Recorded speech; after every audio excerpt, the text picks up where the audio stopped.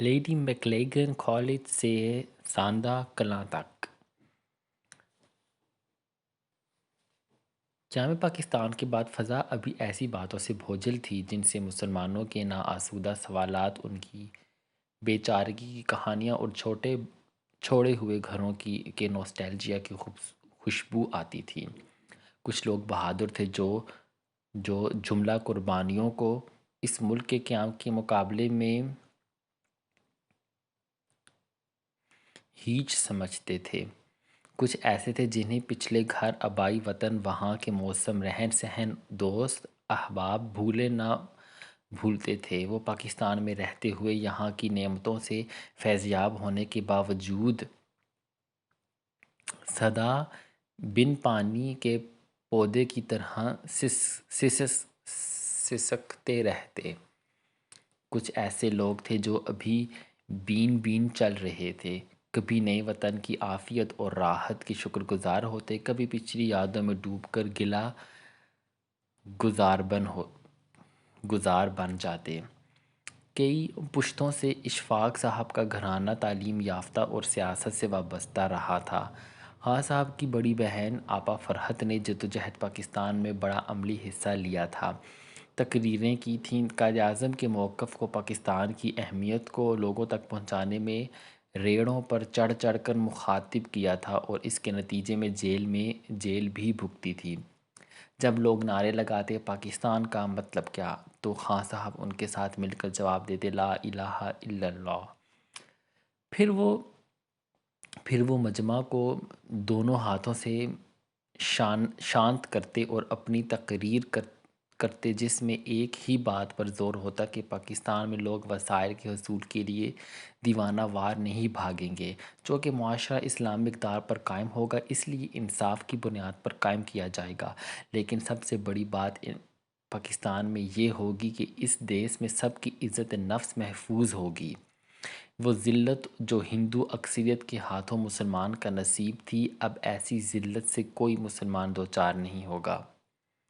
وہ جانتے تھے کہ قائد اعظم رحمۃ اللہ نے جداگانہ حق خود ارادیت کے لیے بہت کوشش کی۔ وہ صرف اس قدر چاہتے تھے کہ جس علاقے میں مسلمانوں کی اکثریت ہو وہاں سے انہی کا نمائندہ منتخب کیا جائے۔ پنڈت نہرو 14 نکات پر مشتمل دستاویز پر کلی طور پر متفق تھے، لیکن پھر اسی سے منکر ہو گئے۔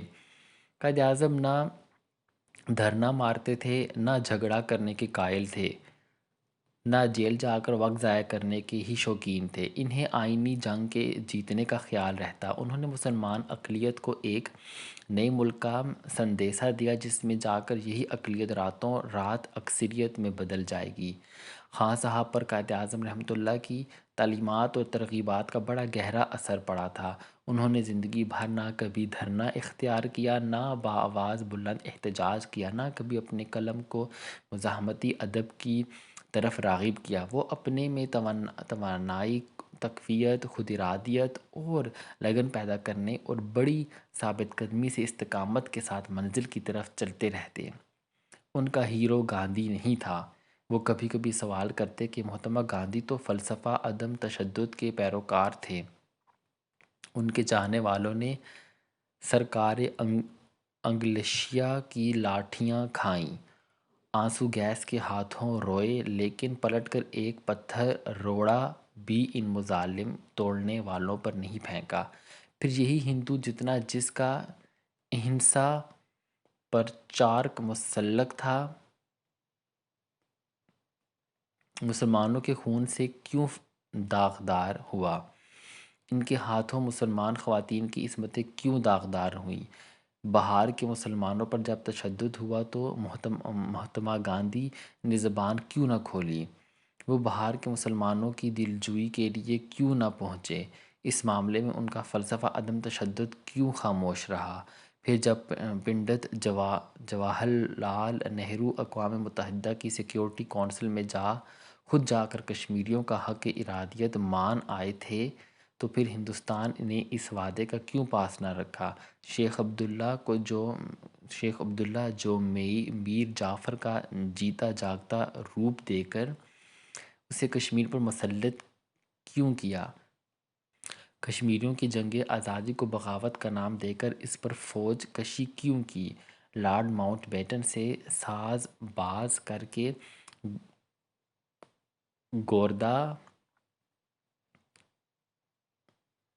گورداسپور کا علاقہ جہاں مسلمان اکثریت تھی ہندوستان کے حوالے کیسے کر دیا؟ گلی کوچوں میں والٹین کیمپ میں والٹن کیمپ میں جہاں جہاں ریفیوجی پڑاؤ ڈالے بیٹھے تھے، کہانیاں خود آشام تفاصیل سے داغدار گھوم پھر رہی تھیں۔ تیج بہادر،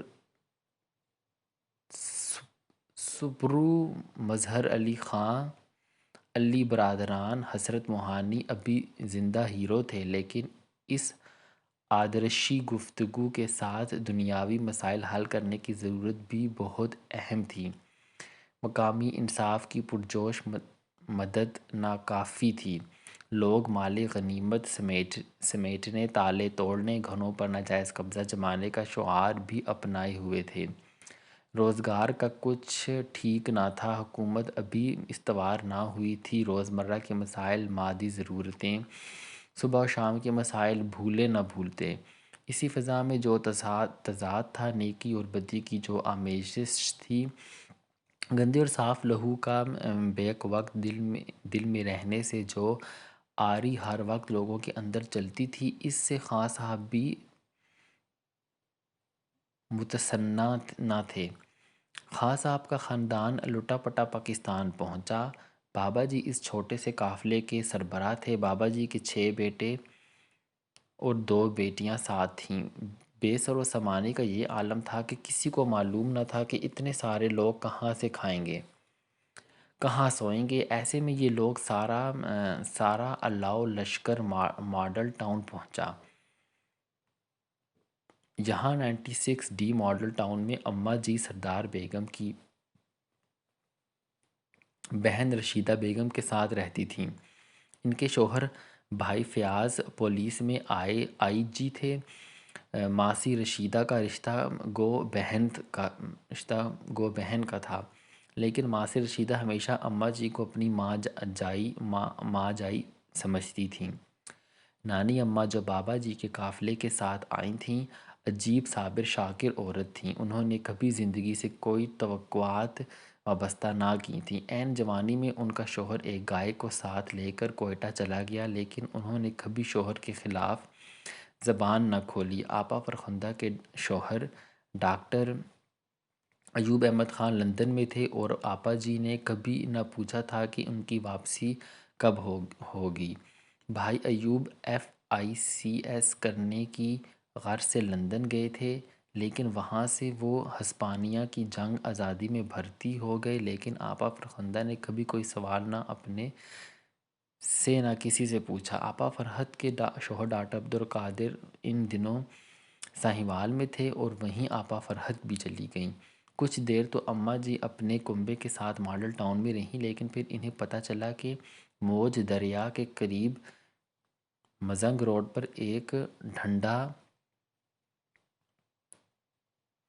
رسا 3 منزلہ مکان پڑا ہے، کوئی اس کا والی وارث نہیں۔ اس وقت جب لوگ کوٹھیوں کے تالے توڑ رہے تھے، یہ لوگ ایک مزنگ روڈ پہنچے جس کے سارے دروازے، کھڑکیاں چوپٹ کھلے تھے، اینٹیں جا بجا بکھری تھیں، پانی کے نل سوکھے اور بجلی کے میٹر غائب تھے۔ ایسے میں یہ لٹا پٹا کنبہ یہاں پڑاؤ ڈالنے پر مجبور تھا۔ حالانکہ رشتہ داروں نے آپا جی پر تہمت لگائی کہ انہیں یہاں سے ایک سیف ملا جس میں لاکھوں کی نقدی تھی، لیکن افواہ، گمان اور شک تو مشرقی معاشرے کا ضمیر ہے۔ ہم لوگ انہی 3 جذبوں کے تحت اخبار بینی کا شوق پالتے ہیں اور غیبت کے چسکے لیتے ہیں۔ آفتاب بھائی سرکاری وکیل تھے، لیکن ابھی ان کا کچہری سے رابطہ استوار نہ ہوا تھا۔ اقبال بھائی نے ہانڈی روٹی چلانے کے لیے ایک انوکھا روزگار تلاش کیا۔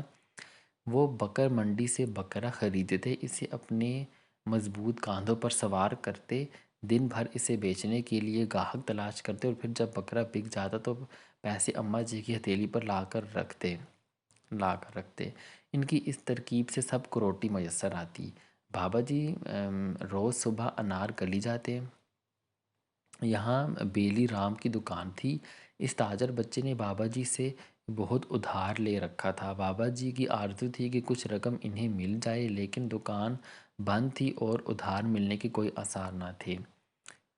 کھلکھو بھائی، جنہیں سب ڈیڈی جی کہتے تھے، ادھر ادھر نوکری تلاش کرنے کی بے سود کوشش کے بعد اس نتیجے پر پہنچے کہ داستان گو کے دفتر سے بھی چھٹی لی جائے اور بخشن خاں جا کر بابا جی کی زمینوں کی جمع بندی پر توجہ دی جائے اور اس اراضی سے جو روپیہ حاصل ہوا اس خاندان کی بحالی میں لگایا جائے۔ لیکن ابھی یہ اسکیم بھی سرے نہ چڑھ سکی اور وہ بے کار صورت گھر والوں پر بوجھ بنے رہے۔ اشتیاق سب سے چھوٹا تھا، اس سے کوئی توقع نہ کی جا سکتی تھی، لیکن اس نے کشمیر فرنٹ پر جانے کا پروگرام بنا لیا۔ اماں جی اندرونی زخموں سے نڈھال تھیں اور ویسے بھی تکو چھوٹا ہونے کے ناطے انہیں سب سے پیارا تھا، لیکن تب مسلمان مائیں بچوں کو جہاد فی سبیل اللہ سے نہ روکتی تھیں۔ یہ جہاد نفس کی شکل میں ہوتا یا کسی فرد یا معاشرے کے حقوق بحال کرنے کے لیے پیش آتا، بخوشی اجازت مل جاتی۔ اس جذبے کے تحت تکو آزاد کشمیر سدھارا اور غازی بن کر لوٹا۔ خاں صاحب کی مشکل اس وقت سامنے آئی جب وہ متواتر محکمہ روزگار کے دفتر جاتے اور ناکام لوٹتے۔ ایک روز خاں صاحب نے وہاں ایک مہربان صورت کلرک سے پوچھا، بھائی میں روز آتا ہوں، آپ بغیر کسی وعدے کے لوٹا دیتے ہیں، آخر وجہ کیا ہے؟ کلرک تھوڑی دیر زیر لب مسکرایا، پھر بولا، جناب آپ کے پاس بی اے کی ڈگری ہے اور ہمیں 10ویں پاس درکار ہے۔ بی اے پاس نہ 3 میں نہ 13 میں۔ یہ تو آسان سا مسئلہ تھا، آپ میری 10ویں کی ڈگری رکھ لیں اور مجھے نوکری دے دیں۔ کلرک بادشاہ نے خاں صاحب کو والٹن کیمپ میں جونیئر کلرک کی آفر دی۔ ان کی تنخواہ 65 روپے ماہانہ تھی۔ انہیں والٹن کیمپ میں مائکروفون پر گمشدہ رشتہ داروں کے پیغامات بے گھروں گمشدہ لوگوں تک براڈ کاسٹ کرنا تھے۔ خاں صاحب صبح ایک پوٹلی میں 2 روٹیاں، اچار یا کچھ بچا کچا سالن لے جاتے اور رات تک اس پر گزارا کرتے۔ کچھ راستہ تو بس لے جاتی، باقی وہ پیدل چلتے۔ نہ کبھی وہ کوئی حرف شکایت منہ پر لائے، نہ کبھی اپنے کنٹریبیوشن ہی پر شیخی ماری۔ اس طرح کی شیخی ان کے گھر میں حرف ممنوع تھی۔ یہیں انہیں ممتاز مفتی ملے جو اس یونٹ کے کرتا دھرتا تھے۔ وہ مہاجروں کی مشکلات کو رقم کرتے، ان کے حل تلاش کرتے اور ہر روز افسران بالا کو رپورٹ کرتے۔ مفتی جی اور خاں صاحب کی دوستی انسٹنٹ کافی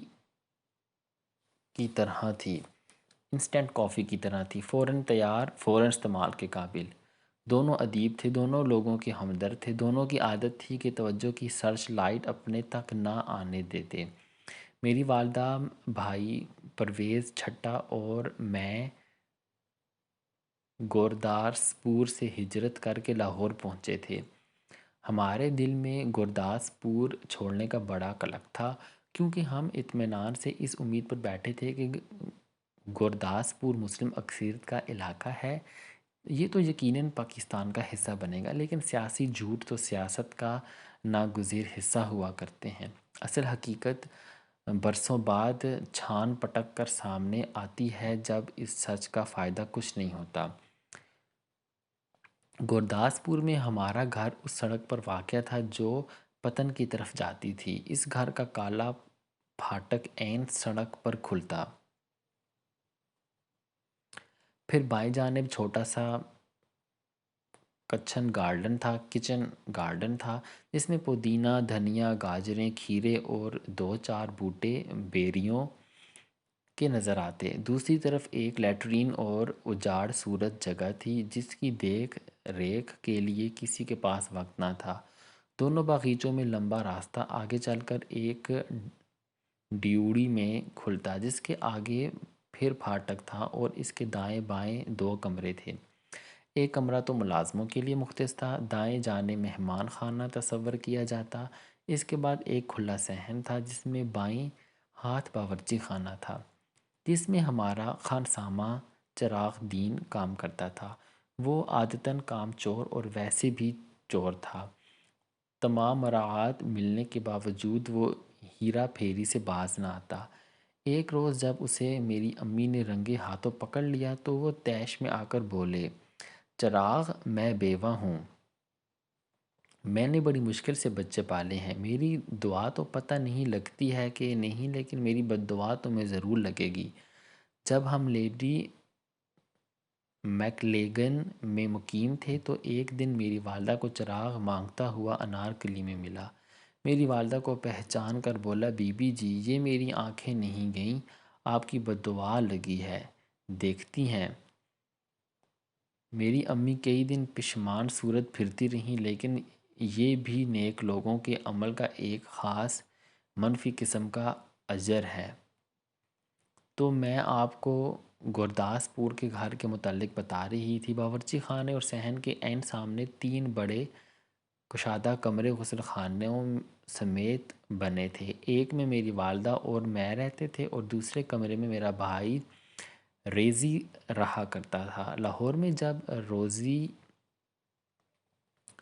روزبی میتھسن کے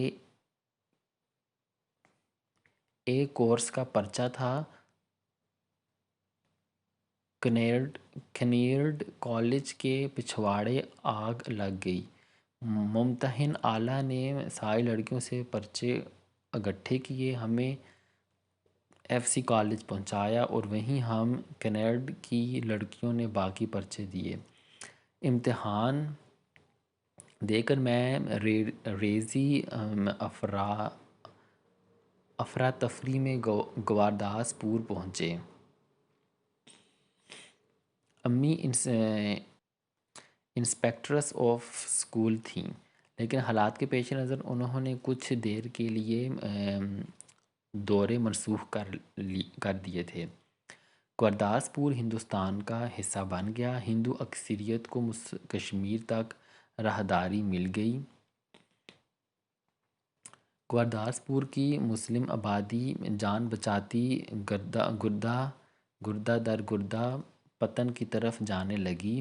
میرے بھائی کے دل میں پاکستان کے تصور سے عملی محبت تھی۔ ایک روز اس نے باہر جانے کے لیے باہر کا گیٹ کھولا تو چند بے آسرا غریب لوگوں کو ننگی تلواروں سے قتل کرنے کے عزم میں چند سکھ ٹوٹ پڑے۔ ریزی نے پھاٹک کھول کر ان چند نفوس کو اندر دھکیلا اور گیٹ لاک کر دیا۔ ریزی کی یہ عملی مدت اس وقت بھی جاری رہی جب ہم عافیت کے ساتھ لاہور پہنچ چکے تھے۔ وہ قافلوں کی مدد کرنے کے لیے بسوں پر آیا کرتا، جو کچھ ان سے بن پڑتی تھی۔ اس وقت جب سب لوگ جان بچانے کی فکر میں تھے، یوں جان ہتھیلی پر رکھ کر قافلوں کے ساتھ آنے جانے کی رسم و رفع میں نے صرف ریزی میں دیکھی۔ وہ اسی طرح جان چھڑکنے والوں میں شمار ہوا کرتا تھا۔ گورداس پور اب ہمارا گھر ایک طرح سے ریفیوجی کیمپ بن گیا۔ ان لوگوں میں ایک زینب تھی جو پٹیالہ کے کسی تحصیلدار کی بیوی تھی اور جو بہت بعد میں کئی برس ہمارے گھر کھانا پکانے پر مامور رہی۔ اس کے ساتھ اس کا چھوٹا سا بیٹا لالو تھا، اور جب میں 24 کنال میں تھی تو یہی لالو میرے ساتھ کالج آیا کرتا تھا۔ شاید ہم پتن والے گھر سے نکلنے کا نہ سوچتے اگر ایک واقعہ نہ ہوتا۔ ہمارے گھر کے عین ملحق بائیں جانب ایک کھلی سی گراؤنڈ اور آرمی افسروں کی چند بیرکیں تھیں۔ یہاں ان دنوں رونق تھی، پریڈ کی آواز بھی آتی تھی اور بگل بھی بجا کرتا تھا۔ ایک روز چراغ لمبا سا چہرہ لے کر میری والدہ کے پاس آیا۔ بی بی، ایک بات ہے، اب یہاں رہنا ٹھیک نہیں، آپ بورگے بستر سمیٹیں اور لہور چلیں۔ لیکن وجہ یہ ہے جی، میں نے رازداری سے ادھر ادھر نظریں دوڑائیں۔ میں نے اپنے کانوں سے سنا ہے جی، ساتھ والے فوجی افسر بات کر رہے تھے۔ کیا بات کر رہے تھے فوجی افسر؟ وہ جی کیسے عرض کروں، وہ کہہ رہے تھے چھوٹی بی بی کو اغوا کر کے بیرکوں میں لے جائیں گے۔ کیا کیا کیا؟ امی گڑبڑائیں۔ ہاں جی، وہ تو اور بھی بڑی پلید باتیں کر رہے تھے جی۔ وہ تو یہ کہہ کر چلا گیا، لیکن امی سٹ پٹا گئیں۔ پاکستان آنے کا فیصلہ آنن فانن ہو گیا۔ جب محافظ ہی لومڑی صفت ہوں تو حفاظت کیا معنی؟ کونوں کنوائے کبھی کا جا چکا تھا۔ امی نے اپنا تمام اثر و رسوخ لگا کر ایک ٹرک لیا۔ اس میں وہ چند ریفوجی چڑھائے جو ہمارے گھر میں مقیم تھے۔ مجھے ایک رضائی میں لپیٹ کر ڈرائیور کے پیچھے والی روک کے ساتھ کھڑا کر دیا۔ حکم تھا کہ کسی قیمت پر بھی رضائی سے باہر سر نکال کر جھانکنا نہیں ہے۔ میرے بھائی کے پاس دھر مسالے کی ایک ڈیزی گن تھی، جس سے وہ پرندے پھڑکایا کرتا تھا۔ اس گن کو اس نے جھاکے کے طور پر تھوڑا سا چھت سے نکال کر سارا سفر کسی فوجی کی سی مستعدی سے طے کیا۔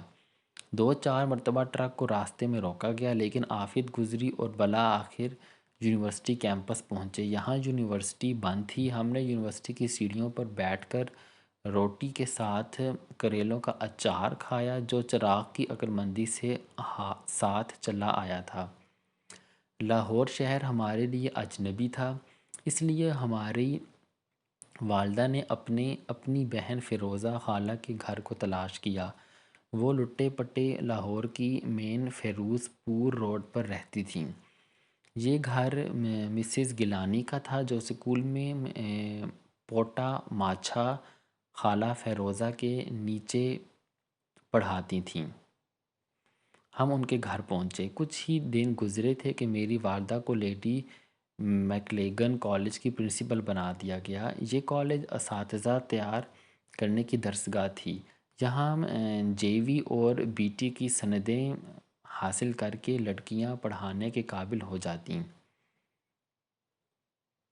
اس کے ساتھ ہی انڈر ٹریننگ ٹیچرز کے عملی کام کے لیے ایک باقاعدہ اسکول بھی تھا، جس میں 10ویں تک جماعتیں تھیں۔ ایک اور اضافی کام یہاں یہ جاری ہوا کہ اسکول میں مہاجر لاوارث چھوٹے بچوں کا کیمپ بھی کھول دیا گیا۔ یہاں بچوں کو مالی طبی امداد دینے کے بعد ان کے وارثین کی تلاش کی جاتی یا پھر بچوں کے آرزو مند والدین کے حوالے کر دیا جاتا۔ کالج سے ملحق پرنسپل لاج تھا۔ کالج کا احاطہ ختم ہوتی ہی ایک بڑی پختہ دیوار تھی، جس میں ایک دروازہ کالج اور پرنسپل لاج کے درمیان کھلتا تھا۔ اس دروازے کو صرف پرنسپل لاج کی طرف سے زنجیری کنڈی لگ سکتی تھی۔ پرنسپل دلاور حصوں پر مشتمل تھا۔ ایک حصے میں پرنسپل اور دوسرے حصے میں ہیڈ مسٹریس رہا کرتی تھیں۔ قیام پاکستان کے دوران امریکن پرنسپل مس رائس واپس چلی گئیں اور ہیڈ مسٹریس بھی غائب ہو گئیں۔ اب پورا پرنسپل ولّہ ہمارے قبضے قدرت میں تھا۔ میرے بھائی ان 2 کمروں میں منتقل ہو گئی جو ہیڈ مسٹریس کے لیے مختص تھے، لیکن وہ ان کو استعمال نہ کرتے تھے۔ ایک چھوٹا کمرہ جس کے دروازے برآمدے میں تھا، اسے گودام بنا لیا گیا۔ ریزی بھائی ہمارے ساتھ ہی کھاتے پیتے اور سوتے تھے۔ لمبے سے برآمدے کے پیچھے 3 بڑے کمرے تھے۔ دائیں طرف پہلا کمرہ ڈرائنگ روم، پھر ڈرائنگ روم، آخر میں بیڈ روم۔ اس کے ساتھ ڈریسنگ روم اور غسل خانے کے علاوہ ایک گودام سے مشابہہ ایک اور کمرہ تھا، جس میں غیر ضروری چیزیں پڑی رہتیں۔ ہمارا زیادہ وقت برآمدے میں گزرتا تھا۔ یہاں کالج کی پروفیسریں لڑکیوں کے والدین اور لواحقین فسادات میں بچھڑے ہوئے ملاقاتی آتے تھے۔ برآمدے کو آپ ایک طرح کا وزٹرز روم کہہ لیجئے۔ یہاں پاکستان کے حالیہ مسائل، سرکاری افسران کی مشکلات اور عوام کی بے چارگی، سیاست کے الجھاؤ، وسائل کی کمی اور نہ جانے کیا کچھ زیر بحث آتا۔ ابھی امن کی وہ شکل پیدا نہ ہوئی تھی جہاں پہنچ کر لوگ گھروں کی زیبائش، فرد کے لباس اور بچوں کی تعلیم کے پیچھے دیوانہ وار مسابقت کا شکار ہو جاتے ہیں۔ ابھی دولت کی بوچھا سے لوگ قریب قریب نا آشنا تھے۔ میری والدہ کو کالج کی مشغولیات مصروف رہتی اور وہ زیادہ وقت اپنے دفتر اور سٹاف روم میں گزارتی۔ میرے بھائی ریزی ابھی تک اپنے سوشل ورک میں مصروف تھے۔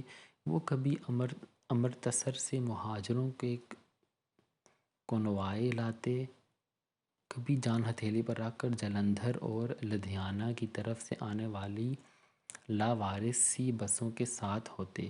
ریزی بھائی نے کبھی ان سفروں میں اپنے لیے کوئی انتظام نہ کیا تھا، حتیٰ کہ کبھی کبھی وہ سارا دن کے بھوکے پیاسے گھر پہنچتے۔ ان کے ساتھ مہاجروں کی کئی کہانیاں ہوتی تھیں، لیکن میری والدہ کے پاس ان کو سننے کا وقت نہ تھا۔ میں ویسے ہی کھلنڈری طبیعت کی مالک تھی۔ جب تک مسئلہ میرے جبڑے میں گھونسے مار کر مجھے متوجہ نہ کرے، میں پریشان نہیں ہوتی۔ مجھے بھی ریزی کی کہانیوں سے کوئی سروکار نہ تھا۔ مجھے اپنا دل لگانے کے لیے پروفیسران میں بڑا درست راستہ مل گیا تھا۔ کالج کی جانب پختہ دیوار میں بنے ہوئے دروازے کو میں کھولتی اور کالج کے اوقات کے بعد ہاتھ میں بیڈمنٹن ریکٹ لے کر کالج میں چلی جاتی۔ این پرنسپل ولا سے ملحق بیڈمنٹن کے کورس تھے۔ یہاں عموماً میرے ساتھ کوئی نہ کوئی کھیلنے پر آمادہ مل جاتا۔ پرنسپل کے دفتر اور پی اے کے کمرے سے ملحقہ 2 کمرے سٹاف کی رہائش گاہ تھے۔ یہاں میں رات کا کھانا کھا کر چلی جاتی اور یہ افسران کچھ مجھے پرنسپل کی بیٹی سمجھ کر اور کچھ وقت کی خاطر میری دوستی کا دم بھرتی تھیں۔ ان میں سب سے پیش جمیلہ ظفر تھیں۔ یہ میری ہم عمر، ہم مزاج اور ہم مشغلہ ساتھی بن گئیں۔ جمیلہ کا مزاج ٹھنڈا میٹھا تھا۔ ان کا خاندان بھی مہاجر تھا۔ بہن بھائی سب راولپنڈی میں تھے۔ رات گئے تک ہم باتیں کرتے، ناچتے گاتے کا شوق پالتے۔ ان دنوں مجھے گانے کا اس قدر شوق تھا کہ آپی ملک نے میرا نام کوئل رکھ دیا تھا، جو وقت کے ساتھ ساتھ صرف کو میں بدل گیا۔ جمیلہ ظفر کی شادی کچھ عرصہ بعد ڈاکٹر زیدی سے ہو گئی، جو ایک بڑے ہارٹ اسپیشلسٹ تھے۔ بدقسمتی سے زندگی نے وفا نہ کی اور جمیلہ بیوہ ہو گئی، لیکن یہ بہت بعد کی باتیں ہیں۔ تب ہماری دوستی میں تیز چشمے کا سا بہاؤ تھا۔ اسی جوش کے تحت ہم نے کالج کے ہال میں ایک ناچ کو مرتب کیا، جس میں نے زندگی کا رول کیا اور جمیلہ نے موت کا روپ دھارا۔ اس ٹیبلو نما ناچ میں یہ دکھانے کی کوشش کی گئی تھی کہ زندگی چاہے کیسی ہی کیوں نہ اترائے، قد کڑے مارے، بالآخر موت اسے سر کر لیتی ہے۔ جب کالج میں ڈرامہ ہوا تو ہمیشہ کی طرح میں نے ڈرامہ ڈائریکٹ کیا اور اسی میں یہ ناچ زندگی اور موت کے نام سے دکھایا گیا۔ جمیلہ سے میرا رابطہ ساری زندگی رہا۔ گو ہم دونوں ذہین غم روزگار رہے، لیکن ایک دوسرے کو طاق نسیاں میں رکھ کر بھولے بھی نہیں۔ دوسرے دلاویز شخصیت اقبال ملک تھی، جنہیں ہم سب آپی ملک کہتے تھے۔ یہ وائس پرنسپل تھیں اور عمر میں ہم سے بڑی تھیں۔ بڑی شفیق، سادہ طبیعت اور کام کار خاتون تھیں۔ وہ خود تو میرے اور ٹوٹو کی مشاغل میں حصہ نہ لیتی، لیکن بڑی گرم جوشی سے تالیاں بجانے والوں میں شامل رہتی۔ آپی ملک نے ساری عمر شادی نہ کی۔ پہلے وہ لیڈی میکلیگن کالج میں پڑھاتی رہیں، پھر ملتان میں گورنمنٹ کالج کی پرنسپل بن گئیں، جہاں ان دنوں میری والدہ انسپیکٹر آف سکولز تھیں۔ ملتان میں میری والدہ نے زمینوں کے چکر میں پھنس کر استعفیٰ دینے کی کوشش کی تو آپی ملک وہ واحد رکاوٹ بن گئی جنہوں نے انہیں استعفیٰ دینے نہیں دیا۔ امی کا ارادہ لینڈ لارڈ بننے کا تھا، وہ برج جوڑا کی پیدائش تھیں برج جوزا کی پیدائش تھیں۔ یہ عموماً بہت خیال پرست ہوتے ہیں تو وہ بچوں کی صورت ہمیشہ تضاد اور دوئی کا شکار رہتے ہیں۔ ملکو آپی کے پاس ایک طرف سے امی کا گھر ہی بن گیا تھا۔ وہ زمینوں سے لوٹتی تو آپی کے پاس ٹھہرتی، دورے سے آتی تو اپنے گھر میں قیام کرنے کے بجائے سیدھا آپی کے پاس چلی جاتی۔ یہ باتیں بہت بات کی ہیں۔ اس وقت یہ سان و گمان میں بھی نہ تھا کہ آپی ملک ملتان چلی جائیں گی۔ ابھی تو وہ وائس پرنسپل تھی۔ ہمارے میں جمیلہ آپی ملک کے علاوہ یہاں ایک اور معتبر پروفیسر امینہ ملک تھیں، دراز قد گوری چٹی کشمیری خاتون، جن کی شادی بعد میں ادیب شفیق الرحمن سے ہوئی۔ اللہ نے انہیں بڑے خوبصورت 2 بیٹے عطا کیے، جن میں سے ایک بیٹے کا نیک انجام نہ ہوا اور اس کی خودکشی کے بعد شفیق الرحمن بھی زندہ نہ رہے، لیکن ابھی یہ بکھیڑے قبضۂ قدرت سے منظر عام تک نہ آئے تھے۔ امینہ آپا بیڈمنٹن سے لے کر گانا بجانا، پارٹی ڈراموں میں شمولیت اور گپ سازی کی شوقین تھیں۔ ایک بار جب اسکول میں مغل اعظم کا ڈرامہ سٹیج کرنے کی تیاریاں ہو رہی تھیں تو انہیں شہزادہ سلیم بنانے کی تجویز ہوئی۔ میرے ساتھ خصوصی رعایت ہوا کرتی تھی، اس لیے مجھے نور جہاں کا رول دیا گیا۔ افسوس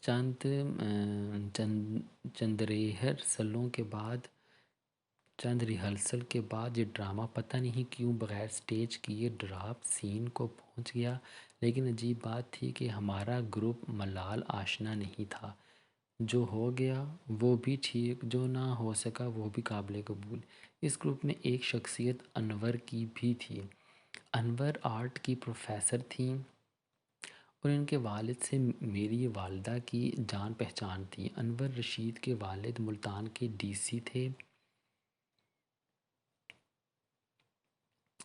انہی نے سب سے پہلے میرے بھائی کو اس کی خدمات کے عوض 7 مربع سرکاری زمین کے الاٹ کیے تھے اور پھر میری والدہ انہی مربعوں کی وجہ سے نناوے کے چکر میں پھنس گئی تھیں اور انہوں نے پورے 30 مربع الاٹ کرا لیے تھے، لیکن ابھی انور صرف سویٹی تھی اور گروپ میں چینی کی طرح حلول کیے ہوئے تھی۔ وہ نہ بیڈمنٹن کھیلتی تھی، نہ ناچتی گاتی تھی، اسے اپنے بہنوں کی طرح ڈراموں میں شرکت کا شوق بھی نہ تھا، پھر بھی کوئی محفل اس کے بغیر مکمل نہ تھی۔ یہ باتیں بیان کرنے سے فقط یہ بتانا مقصود ہے کہ میں کیسی بے فکری کی زندگی بسر کر رہی تھی، اس کا اندازہ آپ لگا سکتے ہیں، لیکن میری والدہ یقیناً میرے لیے پریشان تھیں، جسے میں خوش و وقتی سمجھ رہی تھی۔ اسے وہ تعطل سے تعبیر کر رہی تھیں۔ ایک روز ہمارے گھر زبیدہ آپا آ گئیں۔ غالباً وہ لاہور کے ڈی سی کی بیگم تھیں اور امی سے کسی تقریب میں ملی ہوں گی۔ لمبے برآمدے میں آپا بیدہ بیٹھی چائے پی رہی تھیں۔ وہ لاوارث بچوں کا سروے کرنے آئی تھیں۔ اس وقت میں کالج کی طرف سے ریکٹ لے کر وارد ہوئی۔ شاید میں لان میں بنے ہوئے ٹیوب ویل کا معائنہ کرنے چلی جاتی، لیکن امی نے مجھے آواز دے کر بلایا، یہ میری بیٹی قدسیہ ہے۔ آپا زبیدہ نے میرے سلام کا جواب خندہ پیشانی سے دیا۔ آؤ بیٹھو، کیا کرتی ہو؟ امی نے تعارف کرایا، بی اے کیا ہے کنیئر کنیئرڈ کالج سے۔ بیچاری کی فرسٹ ڈویژن ماری گئی، بڑی افراتفری میں امتحان دیا ہے، اب کوئی ڈھنگ کا بندہ مل جائے تو بیاہ ڈالوں۔ پتہ نہیں کیوں آپا زبیدہ جھنجھلاہٹ سے بولی، ایم اے شادی کرائے گی؟ چھوٹی سی ہے، پہلے اسے ایم اے میں کر لینے دے آرام سے، کیا عمر ہے اس کی؟ 19 سال، امی نے بتایا۔ نا نا مسز چھٹا، نا ایسا ظلم نہ کریں پلیز، اسے ایم اے کرنے دیں، شادی کون سی بھاگی جاتی ہے، ذرا میچیور ہو لینے دیں، ساری عمر پڑی ہے شادی کے لیے۔ اگر آج کا عہد ہوتا تو زبیدہ آپا ضرور تحریک فیمنزم کی سرگرم کارکن ہوتی، ابھی عورتوں کی جاگردی کی پو پھٹنے والی تھی اور کوئی عورت بھی زنانہ حقوق کے علمبردار بن کر آواز نہ اٹھاتی تھی۔ اچھا ایم اے تو کرا لوں، لیکن کنیڈ کالج میں تو صرف بی اے تک تعلیم ہے۔ کنیڈ کالج کیوں؟ گورنمنٹ کالج بھیجے، وہاں ایم اے اردو شروع کرنے کی تیاریاں ہو رہی ہیں۔ میں نے داخلہ لے لیا ہے، پطرس بخاری سارا کچھ دیکھ رہے ہیں، اچھی پڑھائی ہوگی، آپ بے فکر رہیں۔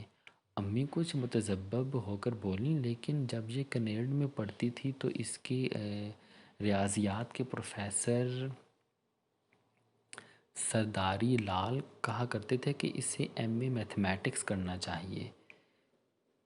مس متھائی کہتی امی کہ میں اکنامکس میں ایم اے کر لوں۔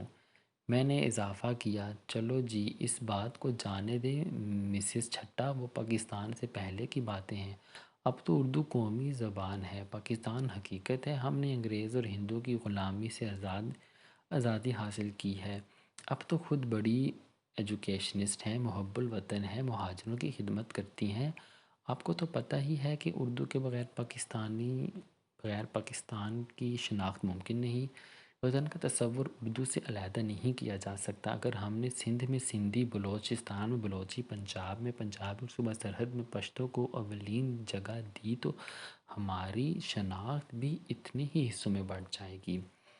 نہیں بابا، تو بات کو کہاں سے کہاں لے گئی، مجھے تو صرف اس قدر فکر ہے کہ گورنمنٹ کالج میں کو ایجوکیشن ہے اور میں جی کیسا فکر۔ اس نے جب بی اے کا امتحان دیا تو بڑے مشکل حالات تھے، جب روز کاکی کا حساب کا پرچہ تھا تو کنیڈ کالج میں کچھ فسادیوں نے آگ لگا دی، پرنسپل نے فوراً لڑکیوں کو امتحان گاہ سے نکالا اور ایف سی کالج لے گئی، وہاں ہی انہوں نے حساب کا پرچہ دیا۔ پھر جی یہ تو حالات سب کے ہیں، پھر میرا کہنے کا مطلب ہے میری بیٹی مخلوط تعلیم کو صرف اتنا جانتی ہے، اس سے زیادہ اس کا ایکسپوژر نہیں ہے۔ پتہ نہیں امی کو میری نیت پر شبہ تھا یا وہ مخلوط تعلیم کے حوالے سے لڑکیوں کو غیر محفوظ سمجھتی تھیں۔ وہ کچھ چپ سی ہو گئیں اور حامی نہ بھری۔ امی کا تذبذب بھانپ کر زبیدہ آپا بولیں، لیجئے میں وہاں ہوں گی، مرغی کے پروں تلے قدسیہ رہے گی، آپ خدا کے لیے فکر نہ کریں۔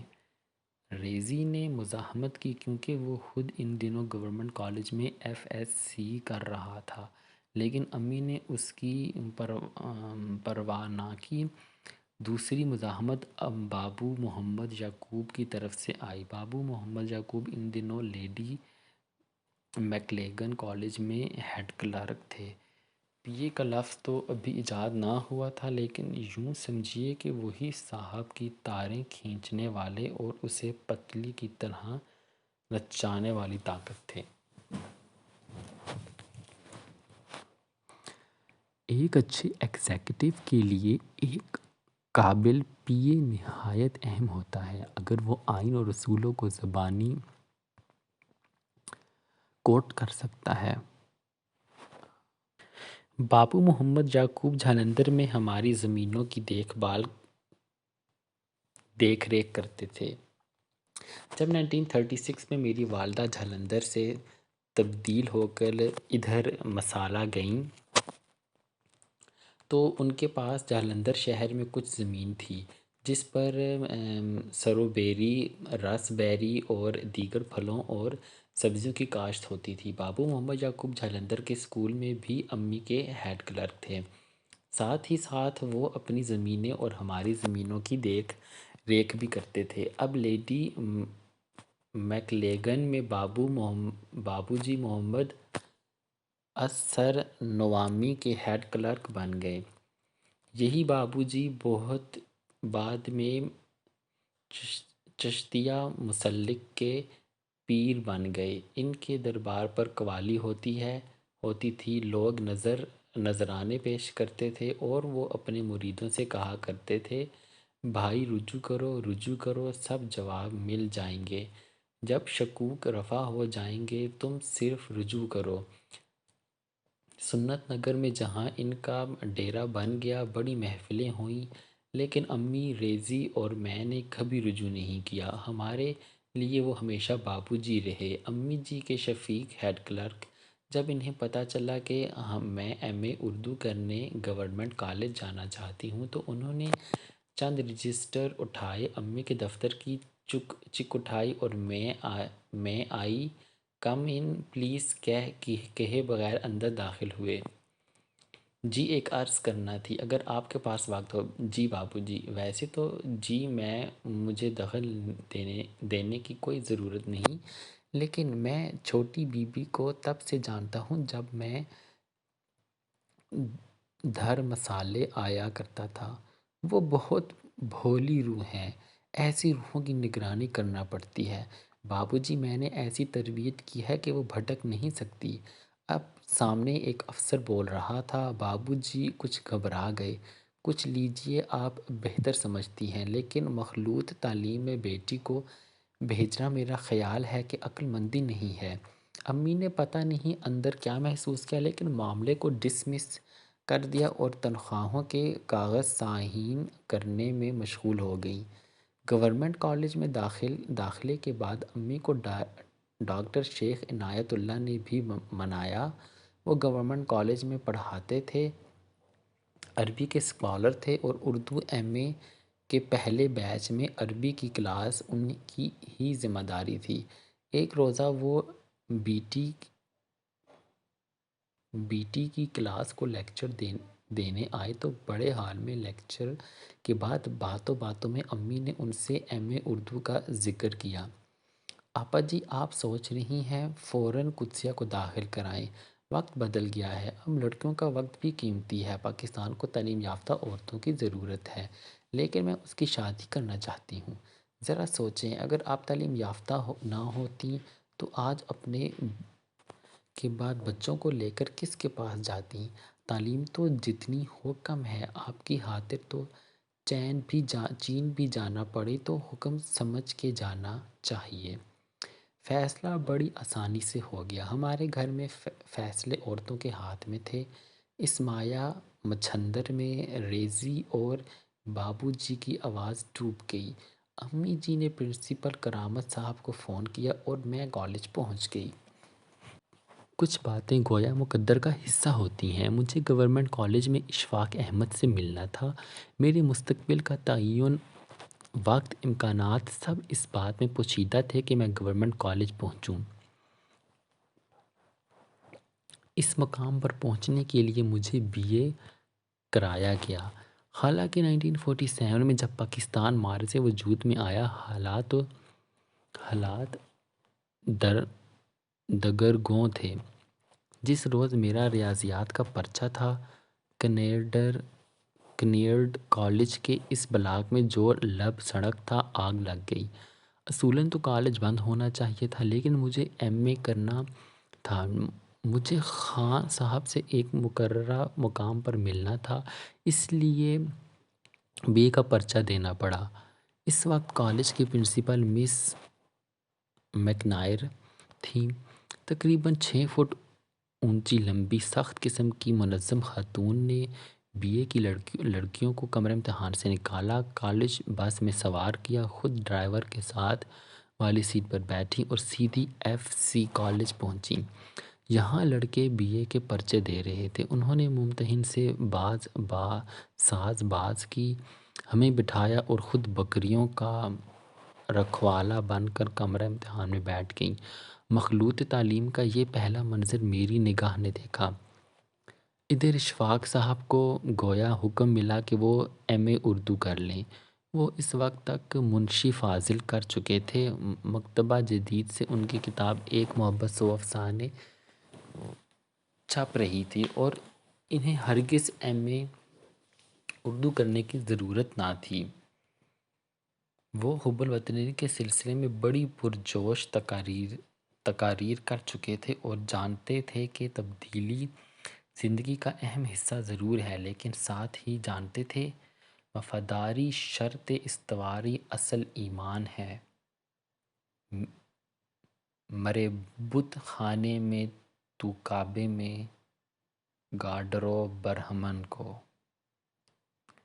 فیصلہ میری تقدیر نے کیا یا میری والدہ نے؟ بہرکیف میں کالج پہنچی۔ پرنسپل آفس میں پروفیسر کرامت موجود تھے۔ ان کی شخصیت میں بڑا میٹھا سا رعب تھا، جیسے وہ پہلے آپ کی مان کر پھر اپنی منوانے کے عادی تھے۔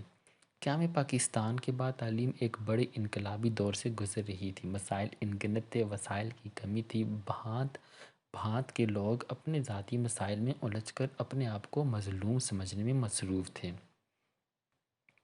ہر ایک کی انا اپنی شناخت کے چکر میں تھی۔ پروفیسر کرامت صاحب نے مجھے ہاتھ کے اشارے سے بیٹھنے کو کہا۔ میں ہر خوف زدہ انسان کی طرح کرسی پر آگے ہو کر بیٹھی۔ آپ نے بی اے کہاں سے کیا؟ کنیڈ کالج سے جی۔ اور فرسٹ ڈویژن آئی؟ سوال ہوا۔ جی فرسٹ ڈویژن ضرور آتی، لیکن جس روز میرا ریاضیات کا پرچہ تھا اس دن جیل روڈ پر آگ لگ گئی۔ ہمیں بس میں بٹھا کر ایف سی کالج لے گئے۔ بڑی افراتفری میں ہنگامی سینٹر بنا۔ ہم لڑکیاں اتنی نروس تھیں کہ پرچے زیادہ اچھے نہیں ہوئے، ورنہ تو جی میں نے بار بار بتائی ہوئی حقیقت بیان کی۔ اور بی اے میں کون کون سے سبجیکٹ لیے؟ میں لجاجت سے بولی، ایک کورس میتھس اور اکنامکس۔ اور میتھس کون پڑھاتا تھا؟ پروفیسر سرداری لال۔ اچھا وہ تو ہمارے ہی پروفیسر ہیں۔ اور اکنامکس؟ مس مٹھائی جی، ساؤتھ سے آئی ہیں، ان کے بھائی نے اکنامکس پر بڑی مارکے کی کتاب لکھی ہے، وہی مس مٹھائی جی۔ پھر بھائی اتنے قابل پروفیسروں سے پڑھ کر تم ایم اے اردو کر کے کیا کرو گی؟ یا میتھ میں ایم اے کرو یا اکنامکس میں؟ جی مجھے اردو کا شوق ہے، میں رائٹر بننا چاہتی ہوں۔ وہ ہلکا سا مسکرائے اور پھر کچھ وقفے کے بعد بولے، کیا تمہیں معلوم ہے کہ پطرس بخاری صاحب نے اس سبجیکٹ میں ایم اے کا اجرا کیا ہے، لیکن اب وہ یونیسکو چلے گئے ہیں۔ ہم کچھ تجرباتی سا کام کر رہے ہیں، ابھی پروفیسروں کا بھی انتخاب ممکن نہیں ہوا۔ بہرکیف تم برسر صاحب سے مل لو، فیس وغیرہ داخل کروا دو، فارم احتیاط سے بھرنا، ٹھیک تھینک یو۔ پرنسپل صاحب کھڑے ہو گئے، لیکن مجھے برخاست کر دیا۔ میں نے دبی زبان میں شکریہ ادا کیا اور ان کے کلرک کے پاس پہنچی۔ کھڑکی کے ساتھ لگ کر ایک نوجوان کھڑا تھا، گورا چٹا خوبصورت لڑکا، جس نے کھڑکی کے ساتھ کہنی ٹیک رکھی تھی۔ جس وقت میں وہاں پہنچی وہ فوراً مؤدب انداز میں ایک طرف ہو گیا، نظریں نیچی رکھی اور مجھ سے بات کرنے کی کوشش نہ کی۔ جب میں فیس دے چکی تو برسر صاحب نے تعارف کے انداز میں کہا، بی بی یہ اشفاق احمد ہیں، یہ آپ کے ساتھ ایم اے اردو کریں گے، ان کی فیس میں نے ابھی جمع کی ہے۔ یہ میرا خان صاحب سے پہلا تعارف تھا۔ لیڈی میکلیگن سے گورنمنٹ کالج تک 2 چوراہوں کا راستہ تھا۔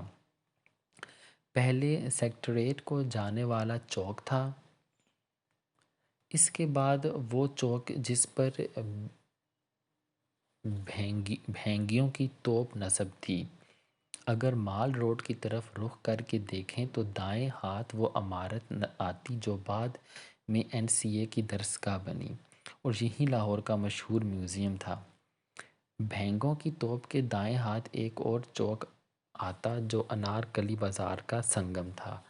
گورنمنٹ کالج کے عین سامنے چھوٹا سا باغ تھا، اور یہی سڑک بائیں ہاتھ لڑکوں کے ہاسٹل کی طرف جاتی تھی۔ گورنمنٹ کالج کا پھاٹک کھلتے ہی وہ پکی سڑک آتی جس کے بائیں ہاتھ نشیب میں اول کی گراؤنڈ تھی، جس میں ہر سال سپورٹس ڈے منایا جاتا۔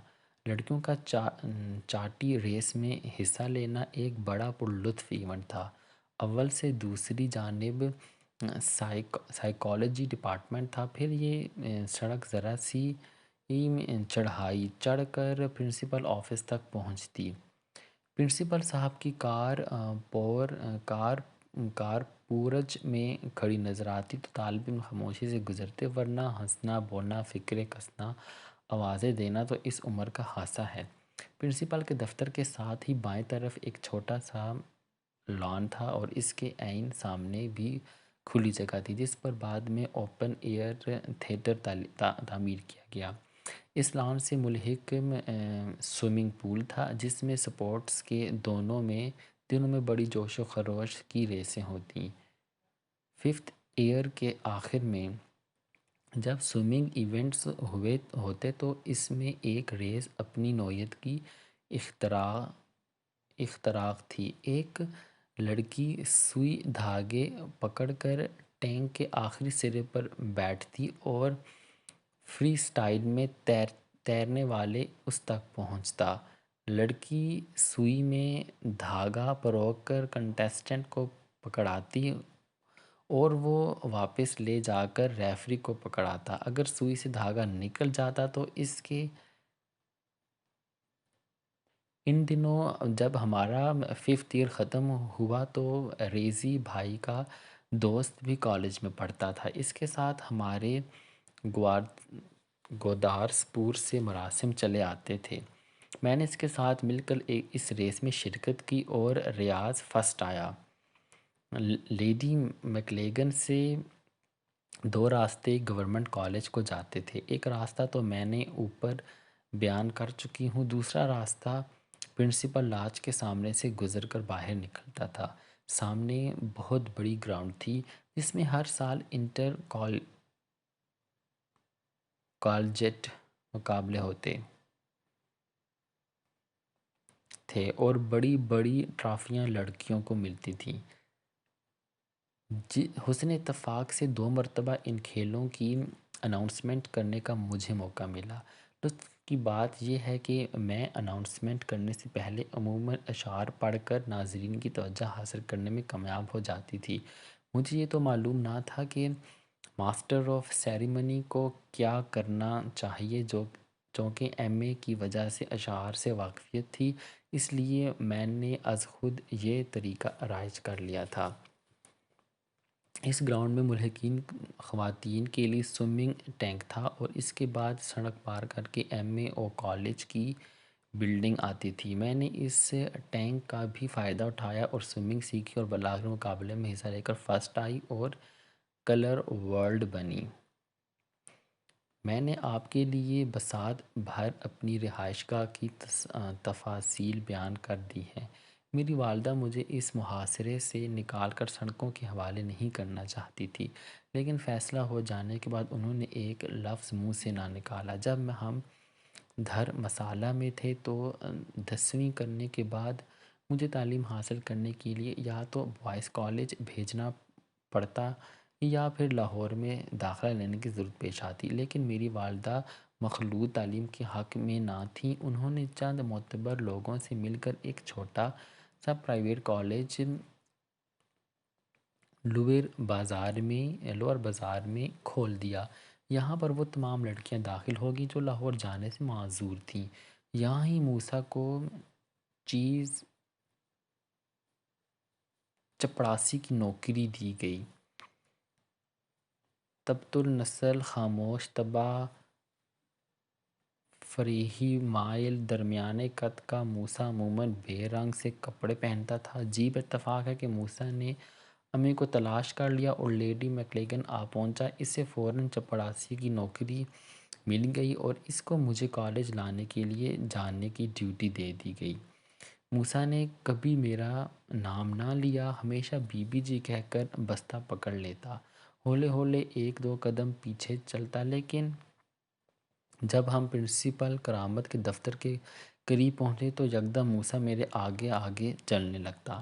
گورنمنٹ کالج کے برآمدے بڑے بڑے خوبصورت اور گوتھک آرٹ کا نمونہ تھے۔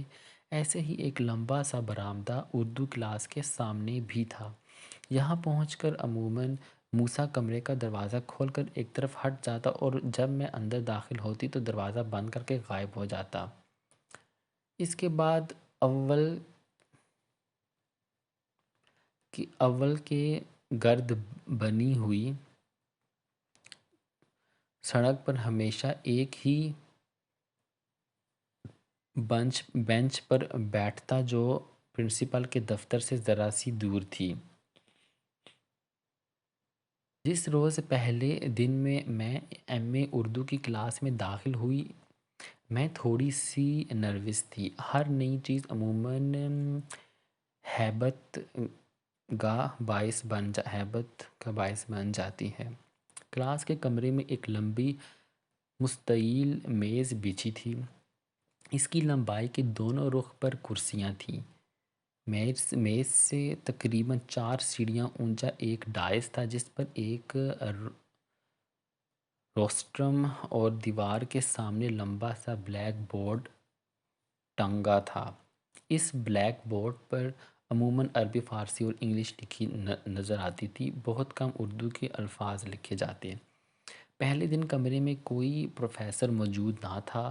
لمبی میز پر سامنے کی طرف مولوی طوطا قمر صاحب بیٹھے تھے۔ لڑکیوں کی پشت دروازے کی طرف تھی اور اس وقت یہاں آپا زبیدہ اور ذکیہ بیٹھی تھیں۔ مجھے دیکھ کر آپا نے مجھے اپنے ساتھ والی کرسی پر بیٹھنے کا اشارہ کیا۔ ابھی کاپیاں کتابیں لکھ کر سیٹل ہو ہی رہی تھی کہ ایک خوبصورت گورا چٹا اطالوی شکل و صورت کا نوجوان اندر داخل ہوا۔ اس نے لٹھے کی شلوار، نیلی لکیروں والا سفید کرتا اور پشاوری چپل پہن رکھی تھی۔ وہ بڑی ملائمت کے ساتھ آگے بیٹھا اور مردانہ قطار میں مولوی طوطا کے ساتھ بیٹھ گیا۔ چند لمحے خاموشی رہی، پھر نوجوان نے اپنا تعارف کرانے کے انداز میں کہا، خواتین و حضرات، میرا نام اشفاق احمد ہے۔ میں مشرقی پنجاب کے ضلع فیروز پور سے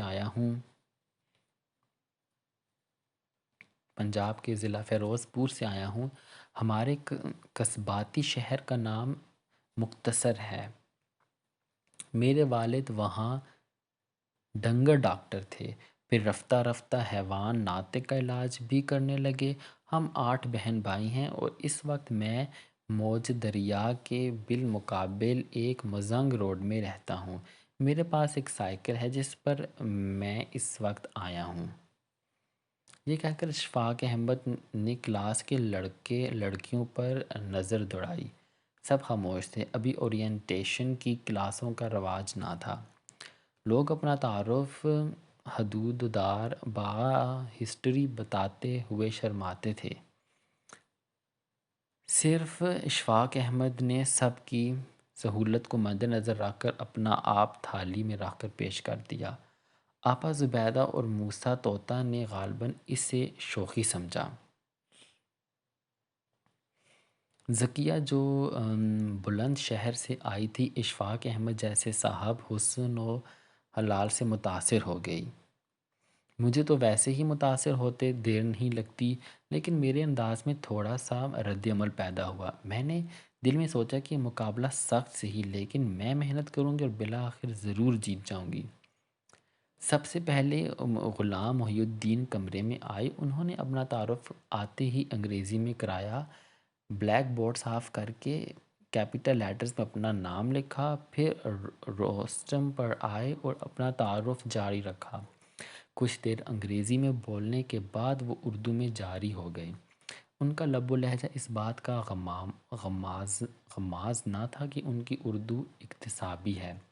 وہ زیادہ وقت انگریزی بولتے، لیکن جب اردو میں لیکچر دیتے تو ایسی ٹکسالی اردو اس قدر روانی کے ساتھ جاری ہوتی کہ فلسفہ خودی، اسرار و رموز، ارمغان مجاز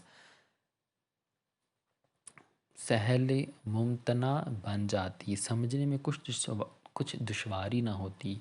دبلے پتلے ہری نیلی آنکھوں والے اثر صاحب انگریزی میں بولے، میں مدراس سے آیا ہوں اور اس وقت کنٹرولر آف ایگزامینیشنز ہوں۔ میرا کمرہ لیڈیز روم کے بالکل سامنے ہے، جہاں برآمدہ مڑتا ہے۔ عین وہاں آپ میں سے کسی کو کسی قسم کا مسئلہ درپیش ہو تو وہ میرے پاس آئے، میں دیکھوں گا کہ آپ کے لیے کیا کر سکتا ہوں۔ مجھے معلوم نہ ہو سکا کہ اس پہلی ملاقات میں ہی کس بنا پر اثر صاحب اور خان صاحب نے ایک دوسرے کو لمبے دوستانے کے لیے چن لیا۔ بہت جلد خان صاحب اثر صاحب کے گھر آنے جانے لگے، لیکن کالج میں کبھی کسی کو شک تک نہ گزرا کہ اشفاق صاحب اور اثر صاحب میں کالج کے بعد ایک بے تکلفی کا رشتہ بھی ہے۔ اس دوستی کی گہرائی اور گہرائی کو بس یہی دونوں جانتے تھے۔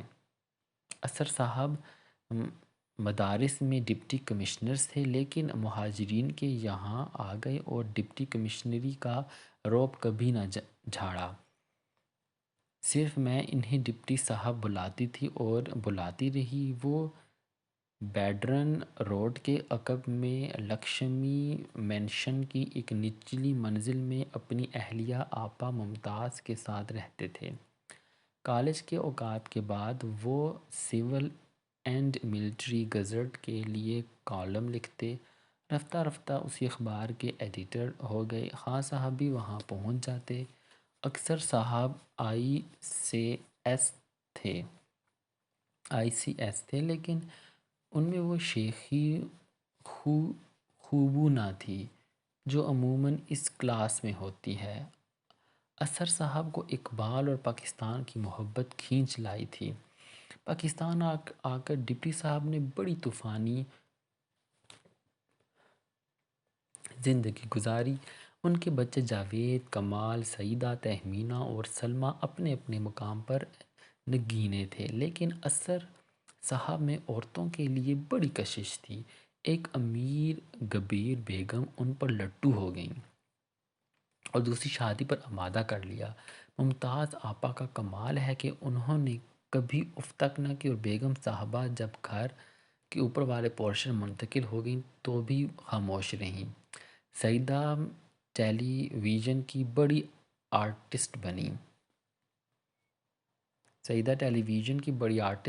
تہمینہ کے نسیم ممتاز مفتی کی بہو اور اکسی مفتی کی بیوی بننا لکھا تھا۔ سلمیٰ ابھی بھی ٹیلی ویژن سے منسلک ہے، اور جاوید اثر نے امریکہ جا کر ایک امریکن خاتون سے شادی کر لی، اور کمال PIA میں بڑا افسر بن گیا۔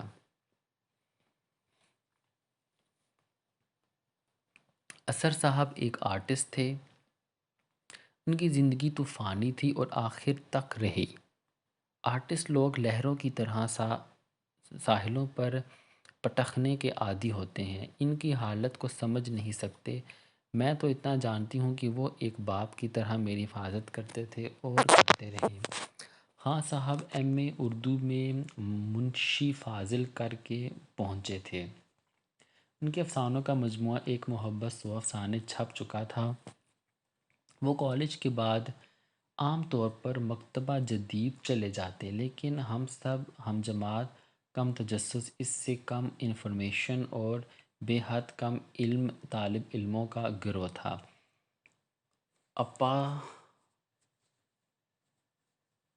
آپا زبیدہ ڈپٹی کمشنر کی بیگم ضرور تھیں، لیکن علم سے ان کا کوئی ناطہ نہ تھا۔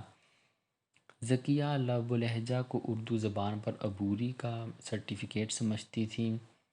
مولوی طوطا شاید اپنی عربی کے بلبوتے پر اپنے آپ کو اردو دان سمجھتے تھے۔ رہ گئے قمر الزمان یہ بڑے سادہ لو انسان تھے، نہ انہیں کسی بات پر مان تھا، نہ کسی بات کی شیخی ہی تھی۔ وہ بچوں کے لیے تحیر کے ساتھ پروفیسروں کو دیکھا کرتے۔ یہ عجیب سی بات ہے کہ جو کوئی بھی ان دنوں کو نونٹ یا کسی مشزی اسکول کی شکل دیکھ لیتا تھا، اس میں مغربی کلچر، انگریزی زبان اور رہن سہن کی شد بھد پیدا ہو جاتی تھی۔ وہ مقامی کلچر، علم، زبان والے کو کمتر سمجھنے لگتا تھا۔ یہ احساس غالباً فاتح کے ساتھ مل جانے سے پیدا ہوتا ہے۔ اب انگریز تو رخصت ہو چکا تھا اور وجہ بھی وہ نہیں رہی تھی کہ فاتح کا کلچر اپنا کر انسان اپنے آپ کو برتری کی خلعت عطا کرے، لیکن سفید فام قوموں کا تہور پہلے سے بڑھ گیا ہے۔ امریکہ بہادر کے ہاتھ میں مشرقی قوموں کو سجدہ ریز رکھنے کا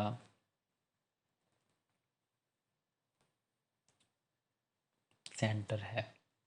جاپانی، چینی تو اس رعب تلے اس قدر دبے ہوئے نظر آتے ہیں، لیکن مسلمان قومیں آنکھیں میں آنکھیں بھی دکھا رہی ہیں اور مار بھی حسب توفیق خوب کھا رہی ہیں۔ اگر وہ اینٹھتے ہیں تو بنیاد پرست کہلاتے ہیں،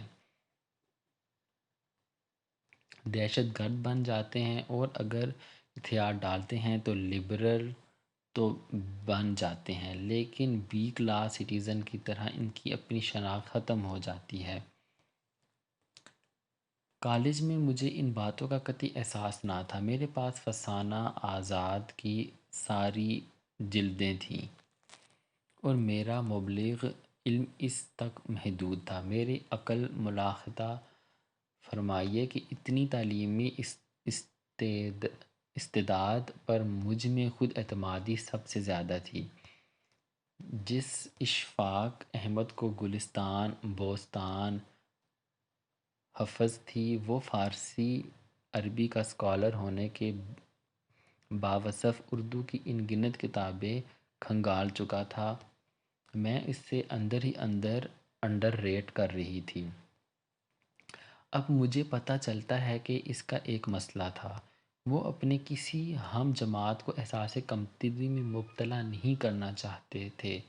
انہیں معلوم تھا کہ احساس کمتری میں مبتلا انسان ناکارہ ہو جاتا ہے۔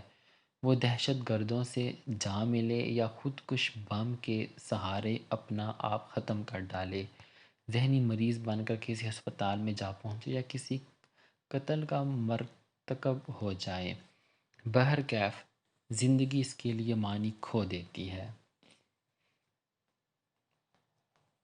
وہ ہم سب کی تھوڑی تھوڑی مدد یا رہنمائی کرتے رہتے تھے، لیکن ہمیں کسی شکر گزاری میں مبتلا نہیں کرتے تھے۔ میں ہمدردی لفظ کو ہمدردی لکھا کرتی تھی۔ اشفاق صاحب اپنی کاپی پر ہمدردی لکھ کر یوں آپا زبیدہ کو دکھاتے گویا اصلاح چاہتے ہیں۔ میری نظر پڑ جاتی تو میں اپنی اصلاح کر لیتی، لیکن مجھ میں اتنی عقل نہ تھی کہ اعتراف شکست کرتی۔ ابھی سیلف پروجیکشن کی بیماری عام نہ ہوئی تھی اور خود ستائشی انداز زیست کو بڑا سمجھا جاتا تھا۔ خان صاحب تو اس معاملے میں بہت ہی شرمیلے اور گونگے تھے۔ وہ اپنا سارا وقت اپنے جملہ نالائق ہم مکتبوں سے اپنا آپ کمتر ثابت کرنے میں صرف کیا کرتے، زیادہ جانتے اور کم ظاہر کرتے۔ ان کی کتاب ایک محبت سو افسانے چھپ چکی تھی، لیکن ان کے منہ سے اس کتاب کا ذکر بھی نہ سنا۔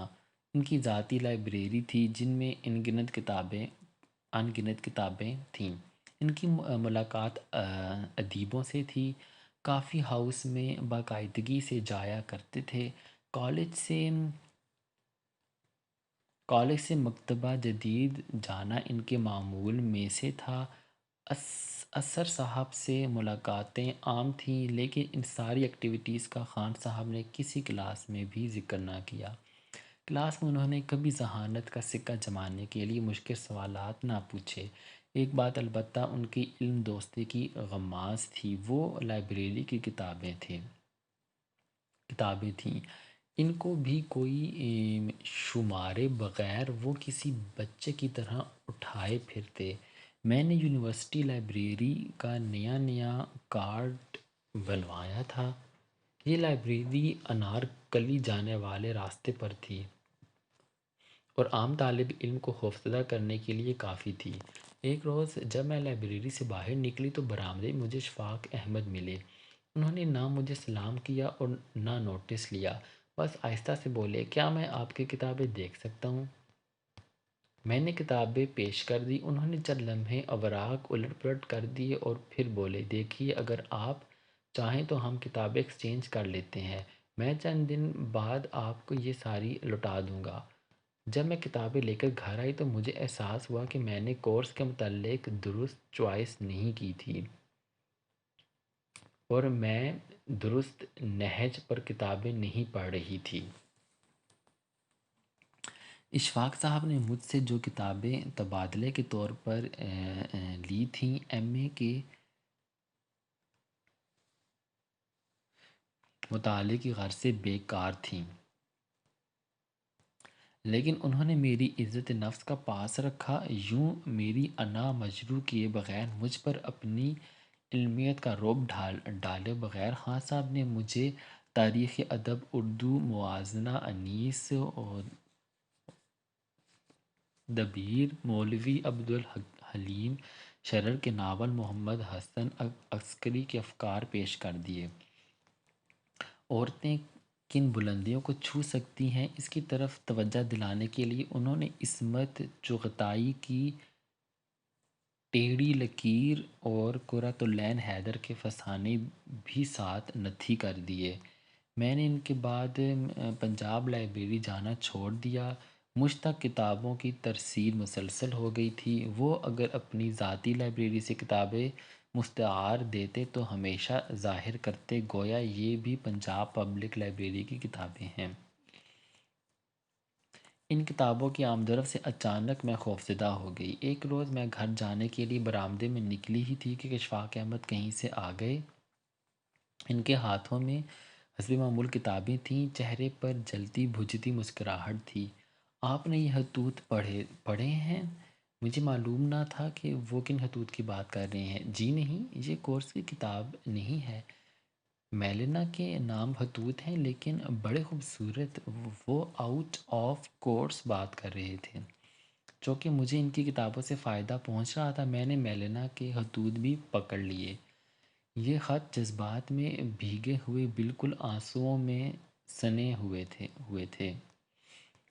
لکھنے والے نے بڑی عاجزی سے میلینا کے حضور عرض کی تھی کہ جس کرسی پر تم بیٹھ کر جاتی ہو وہ تمہارے جانے کے بعد میں تمہارے وجود سے بھری رہتی ہے۔ جس کمرے سے تمہارا وجود گزرتا ہے وہاں تمہاری خوشبو سانس لینا دشوار کر دیتی ہے۔ ہر موسم میں ہر جگہ تمہاری چھاپ لگی ہے۔ بتاؤ میں اس دیوانگی سے کیسے نجات پاؤں؟ ان خطوط کو پڑھنے کے بعد میں چور سی بن گئی۔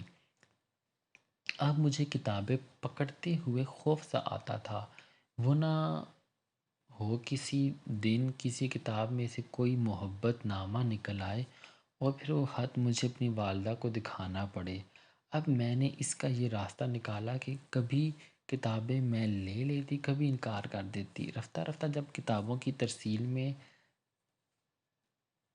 تواتر نہ رہا تو اشفاق صاحب نے ایک اور راستہ نکالا۔ مجھے برآمدے میں روک کر انہوں نے سوال کیا، آپ کے پاس دونی ہوگی؟ جی ہے۔ دے دیجئے، میری سائیکل پنکچر ہو گئی ہے۔ میں نے دونی نکال کر دے دی۔ بغیر شکریہ ادا کی وہ چپکے سے چلے گئے۔ انہوں نے ہتھیلی بڑھائی، دونی یوں وصول کی گویا کسی دربار میں خلعت سے نوازے گئے ہوں، پھر شان استغنا سے بغیر شکریہ ادا کیے لوٹ گئے۔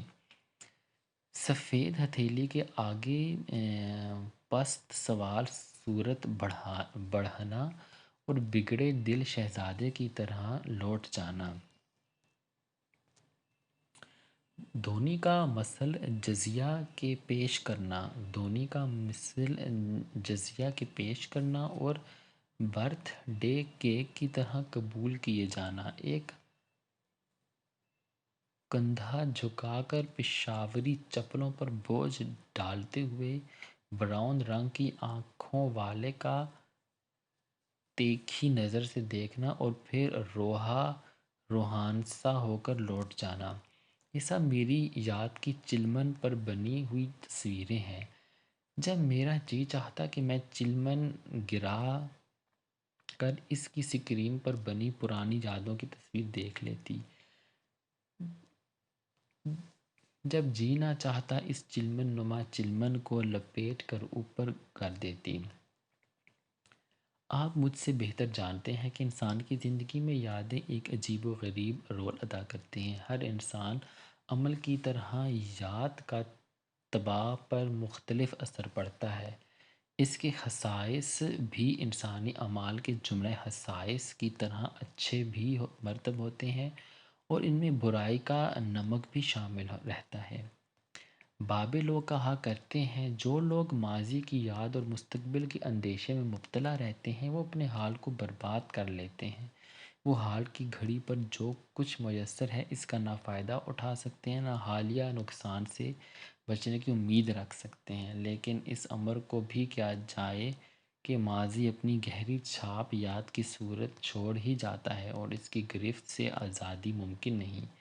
جیسے ساحل سمندر پر گیلے پیروں کے نشان ریت پر دور تک نکل جائیں۔ یاد کا اپنی اپنی طبیعت، کردار، جملہ جرثومہ ہسٹری سے گہرا تعلق ہے۔ جو لوگ معمولی درمیانی سطح کی زندگی گزارتے ہیں، جن کی وابستگی روح سے کم اور جسم سے زیادہ ہوتی ہے، ان کے جینز خوش رہنے کا فن جانتے ہیں۔ اور جنہیں وراثت میں کام کروند ہنکار نہیں ملا ہوتا، انہیں یادوں کا لیسو پکڑ کر زر خرید نہیں بنا سکتا۔ یہ لوگ کھانے پینے، پہننے اوڑھنے، نسل آگے بڑھانے اور سیر سپاٹے مگن زندگی کو بیہودہ یادوں کے حوالے نہیں کرتے۔ ایسے لوگ آتے ہیں اور چلے جاتے ہیں، نہ یہ خود ارتقائے انسانی میں حصہ لیتے ہیں، نہ ارتقائے حیات کی راستے میں روڑے اٹکاتے ہیں۔ ان کے لیے واقعات، حادثات، واجبات آئے اور چلے گئے۔ بیٹھ کر ان پر تعسف کرنا، حساب کتاب کرنا، جمع جتھا ملانا ان کی عادت نہیں۔ جب ان کی جسمانی ضرورتیں بمقدار وافر سہولت کے ساتھ پوری ہو رہی ہیں، انہیں کسی سنگ میل کنارے کھڑے ہو کر پرانے راستے کو دیکھتے رہنے کی حاجت پیش نہیں آتی۔ بنی نوع انسان زیادہ تر ایسے ہی انبواء کثیر کی کثرت سے بنا ہے۔ یہ نہ ماضی کی یاد میں بے قرار ہوتا ہے، نہ مستقبل کے اندیشے میں مبتلا ہوتا ہے۔ حال میں رہتا ہے، لیکن عجیب بات ہے کہ اس کی حال میں مشغولیت بابوں جیسی نہیں ہوتی۔ بابے جب حال میں مشغول ہوتے ہیں تو غالباً وہ حال کی گھڑی کو رب سے منسلک کر کے راضی برضا ہونے کو زندگی کا کندن بناتے ہیں۔ عام دنیا دار آدمی کو نہ رب کی آہنگی ہوتی ہے، نہ راضی برضا ہونے کا فن آتا ہے۔ وہ گویا خالی ذہن ہو کر اپنی زندگی میں خوشی خوشی مگن، جسم کی ضرورت سے آگاہ، چھوٹے بڑے کپڑوں کو ناپتا چلا جاتا ہے۔ نہ اسے ماں باپ کا خوف ہوتا ہے، نہ نروان کا بھلی کا ستاتا ہے۔ اس سے نہ اسے جنت و دوزخ کے وسوسوں کا کوئی اندیشہ ہوتا ہے۔ یہ لوگ ہری ہری دھوپ کی طرح حد نظر تک سبزہ پھیلائے رکھتے ہیں اور آنکھ کا حلیہ منظر حسین رکھتے ہیں۔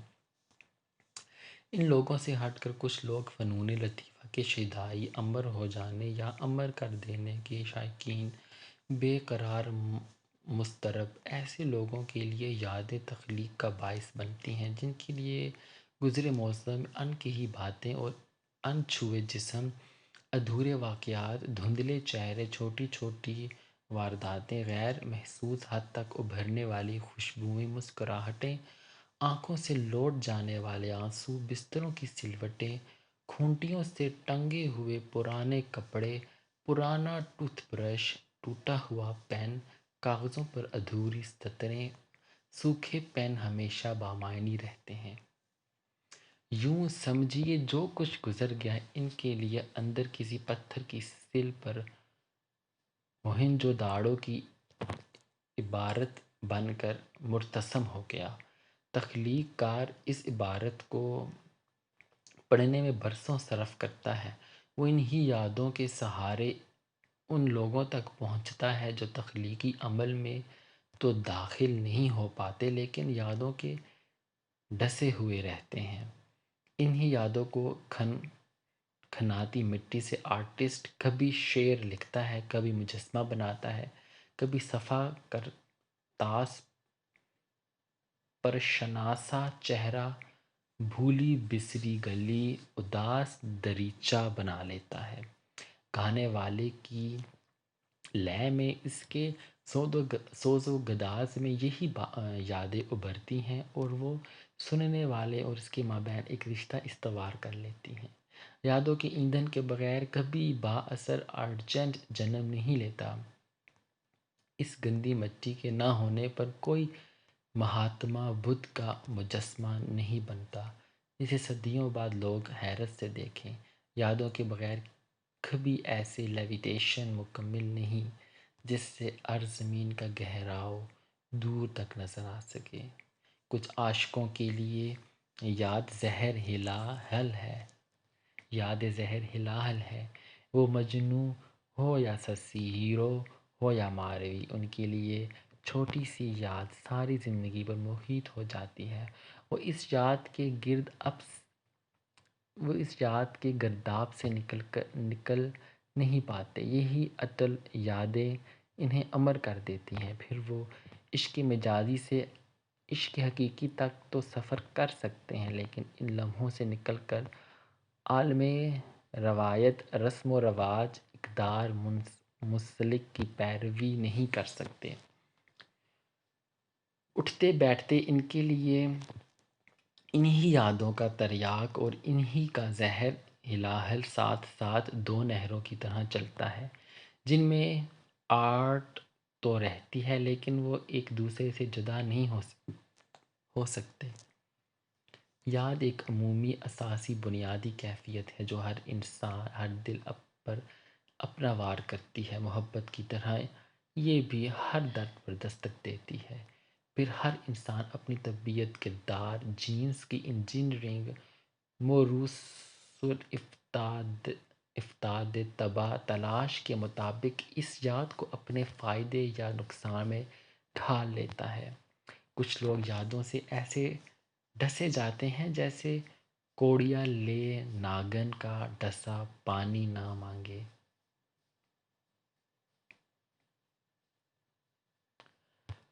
کچھ دریچہ کھولتے ہیں، دور کا منظر دیکھتے ہیں اور کھڑکی بند کر کے آرام سے سو جاتے ہیں۔ میرا خیال تھا کہ اس دونی کی وجہ سے کہیں بات نہ بڑھ جائے لیکن ہر بار وہ دونی مانگتے، لوٹانے کا وعدہ کرتے اور بغیر شکریہ ادا کیے آگے چلے جاتے۔ بات کبھی آگے نہ بڑھی کیونکہ اشفاق احمد لڑکیوں کی طرح شرمیلے اور پٹھانوں کی طرح غیرت مند تھے۔ اشفاق احمد خاں اپنی خاندانی روایات کے تحت کسی غیر پٹھانی کی طرف آنکھ اٹھا کر بھی نہ دیکھنا چاہتے تھے۔ ان کو اپنے گھر والے فرداً فرد اور مجموعی طور پر اتنے پسند تھے کہ وہ ان کی گرفت سے نکلنا گناہ کبیرہ سمجھتے تھے۔ ایسے میں وہ ایک قدم میری جانب بڑھتے تو 10 قدم پسپائی کی اختیار کر لیتے۔ اپنے آپ کو محفوظ کرنے کے لیے انہوں نے ایک بڑا خوبصورت ڈیفنس میکانزم اپنا لیا تھا۔ ایک روز صبح کے وقت جب وہ کالج آئے تو ان کے بائیں ہاتھ کی تیسری انگلی میں شادی کا چھلا تھا۔ وہ سمجھتے تھے کہ اس طرح شادی شدہ ہونے کا اعلان تمام لڑکیوں کو اور خاص کر مشزی اسکول کی پڑھی لکھی لڑکی کو دور باش رہنے کی لال جھنڈی دکھا دے گا۔ وہ کبھی کبھی نوٹس لینے سے پہلے چھلے کو انگلی میں گھما کر ہاتھ میز پر بھی اعلانیہ انداز میں رکھ دیتے، لیکن مجھ پر اس اعلان نے خاطر خواہ اثر نہ کیا۔ میں ایسا فقیر تھی جو مانگتے تو نکلے، لیکن اپنی عزت نفس بچانے کے لیے کاسہ چھپائے رکھے۔ قرض مانگنے کی اشد ضرورت ہو، لیکن ساتھ ہی آرزو بھی پال رکھے کہ یہ قرض کبھی واپس نہ مانگا جائے۔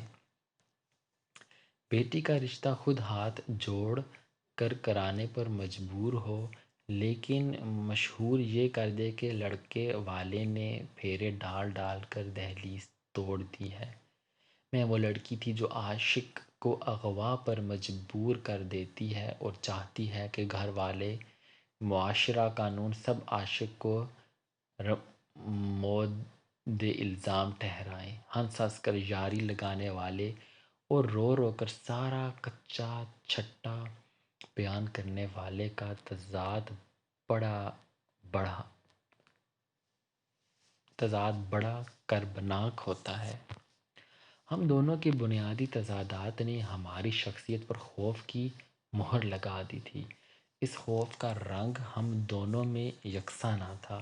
اشفاق خان کا خوف شام کی دھندلی روشنی سے مشابہ تھا، جس میں نظر تو سب کچھ آتا تھا لیکن واضح کچھ نہیں ہوتا۔ میرے خوف کا رنگ بسنتی تھا۔ سارے میں سرسوں کھلی تھی۔ مجھے سارا سچ سرسوں کے کھیت کی طرح نظر آتا تھا۔ اسے ماننے کی ضرورت بھی نہ تھی، لیکن اس سے مقابلہ کرنے سے میں بکتی تھی۔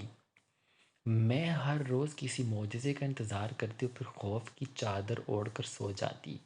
ہاں، سب شام ڈھلے پر بھچکے مارتی لالٹین کے لیے تیل خریدنے جاتے، لیکن دکان پر پہنچ کر وہ دھونی دیتے ہوئے خوفزدہ ہو جاتے اور اپنے آپ کو غالب کی طرح سمجھاتے کہ اب میری آرزو ہے کہ زندہ نہ رہوں۔ خواہش اور گریز آری کی صورت ان کے انداز چلتے، نہ وہ خواہش کے میدان میں نبر آزمائی کرنے کے اہل تھے، نہ مکمل طور پر بھاگ جانے کے لیے اہل ہیں۔ پہلے انہوں نے چھوٹے چھوٹے سفر اختیار کیے اور پھر اسی گریز کی خواہش نے انہیں روم پہنچا دیا۔ اپنی اس کیفیت کو سمجھنے کے لیے وہ نوٹس لکھا کرتے تھے، جواب ملے ہیں جو اب ملے ہیں۔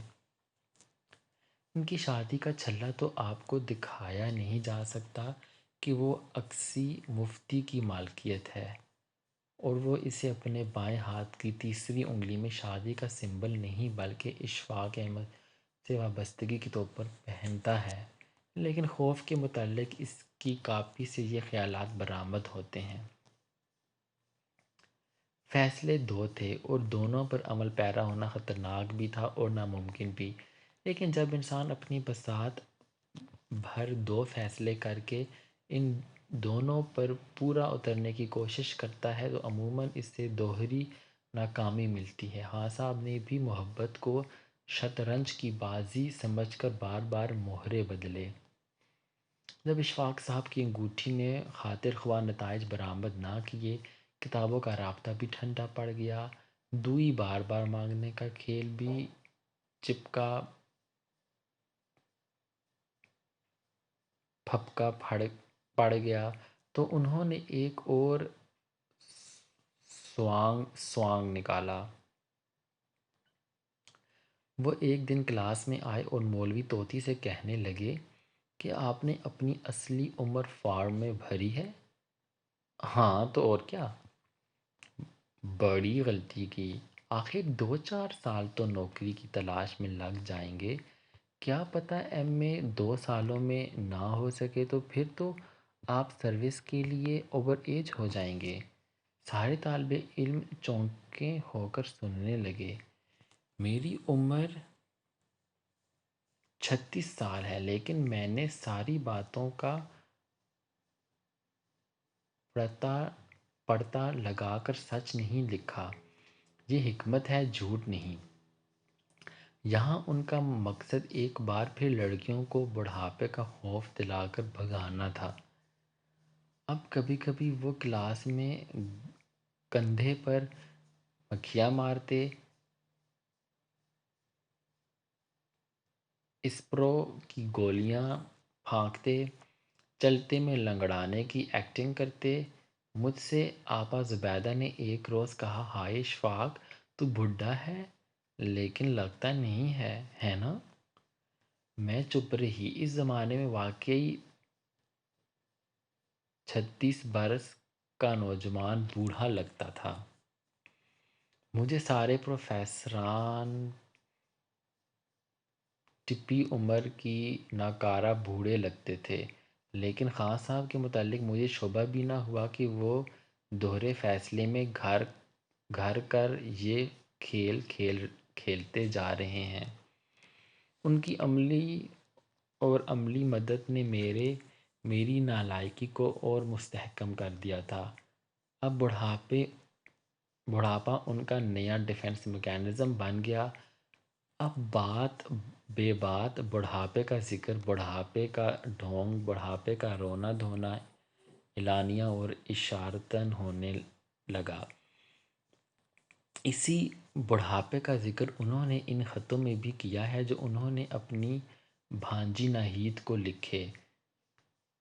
اسی کافر کو دیکھ کر جینا جس پر دم نکلے۔ ان کا وتیرہ خیاط بن گیا۔ وہ محبت کو انسان کی معراج بھی سمجھتے تھے اور اس محبت سے کنارہ کشی بھی چاہتے تھے۔ بڑھاپے نے ابھی اصل صورت بھی نہ دکھائی تھی، لیکن پودا جو زاویہ تک پہنچتے پہنچتے پورا چھتنار درخت بن گیا تھا، اس کا بیج بہت پہلے بویا گیا۔ ان دنوں وہ اپنی نوٹ بک میں بڑھاپے کے متعلق جو کچھ ارشاد کرتے رہے، حاضر خدمت ہے بڑھاپا۔ آج ایسا دن پھر پتہ نہیں کب آئے گا۔ اس وقت مجھے اتنی خوشی ہو رہی ہے کہ جی چاہتا ہے اونچے اونچے گاتا ہوا باہر سڑک پر نکل جاؤں اور ہر نوجوان کو روک کر اس کے بالوں کو غور سے دیکھ کر ٹھٹھے مار کر ہنسوں اور چلا چلا کر کہوں، جاؤ اپنی کہانیاں سنو، اپنی اماں کو دھمکیاں دو، اپنے باپ سے پیسے مانگو۔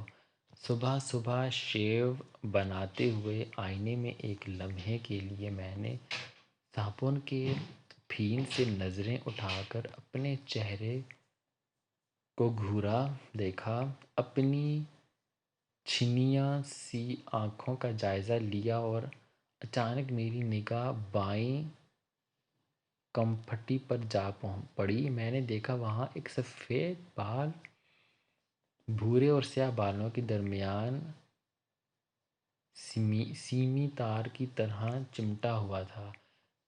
دوسرے بالوں کو ایک طرف ہٹا کر میں نے اچھی طرح سے اس کا جائزہ لیا کہ کہیں مجھے دھوکہ تو نہیں ہوا، لیکن واقعی وہ ایک سفید بال تھا۔ سفید بال، گرے ہیئر، میری امیدوں کا تارا، میرے ارمانوں کا روپ، پہلی سپنا۔ میرا جی چاہا کہ میں نے اسے ایک مرتبہ تو چوم ہی لوں۔ بائیں ہاتھ کی سیدھی انگلی سے اسے چھو کر میں نے اپنا پوٹا چوم لیا۔ صابن کے جھاگ کو اپنے چہرے پر اس حالت میں چھوڑ کر میں جلدی جلدی نیچے سیڑھیوں پر مجھے توقیر مل گیا۔ میں نے اسے اپنی کنپٹی دکھا کر کہا، دیکھنا یہاں ایک سفید بال بھی ہے کیا؟ تھوڑی سی تلاش کے بعد توقیر نے اسے ڈھونڈ نکالا اور کہا، ہاں ہے، کیا میں اسے اکھاڑ دوں؟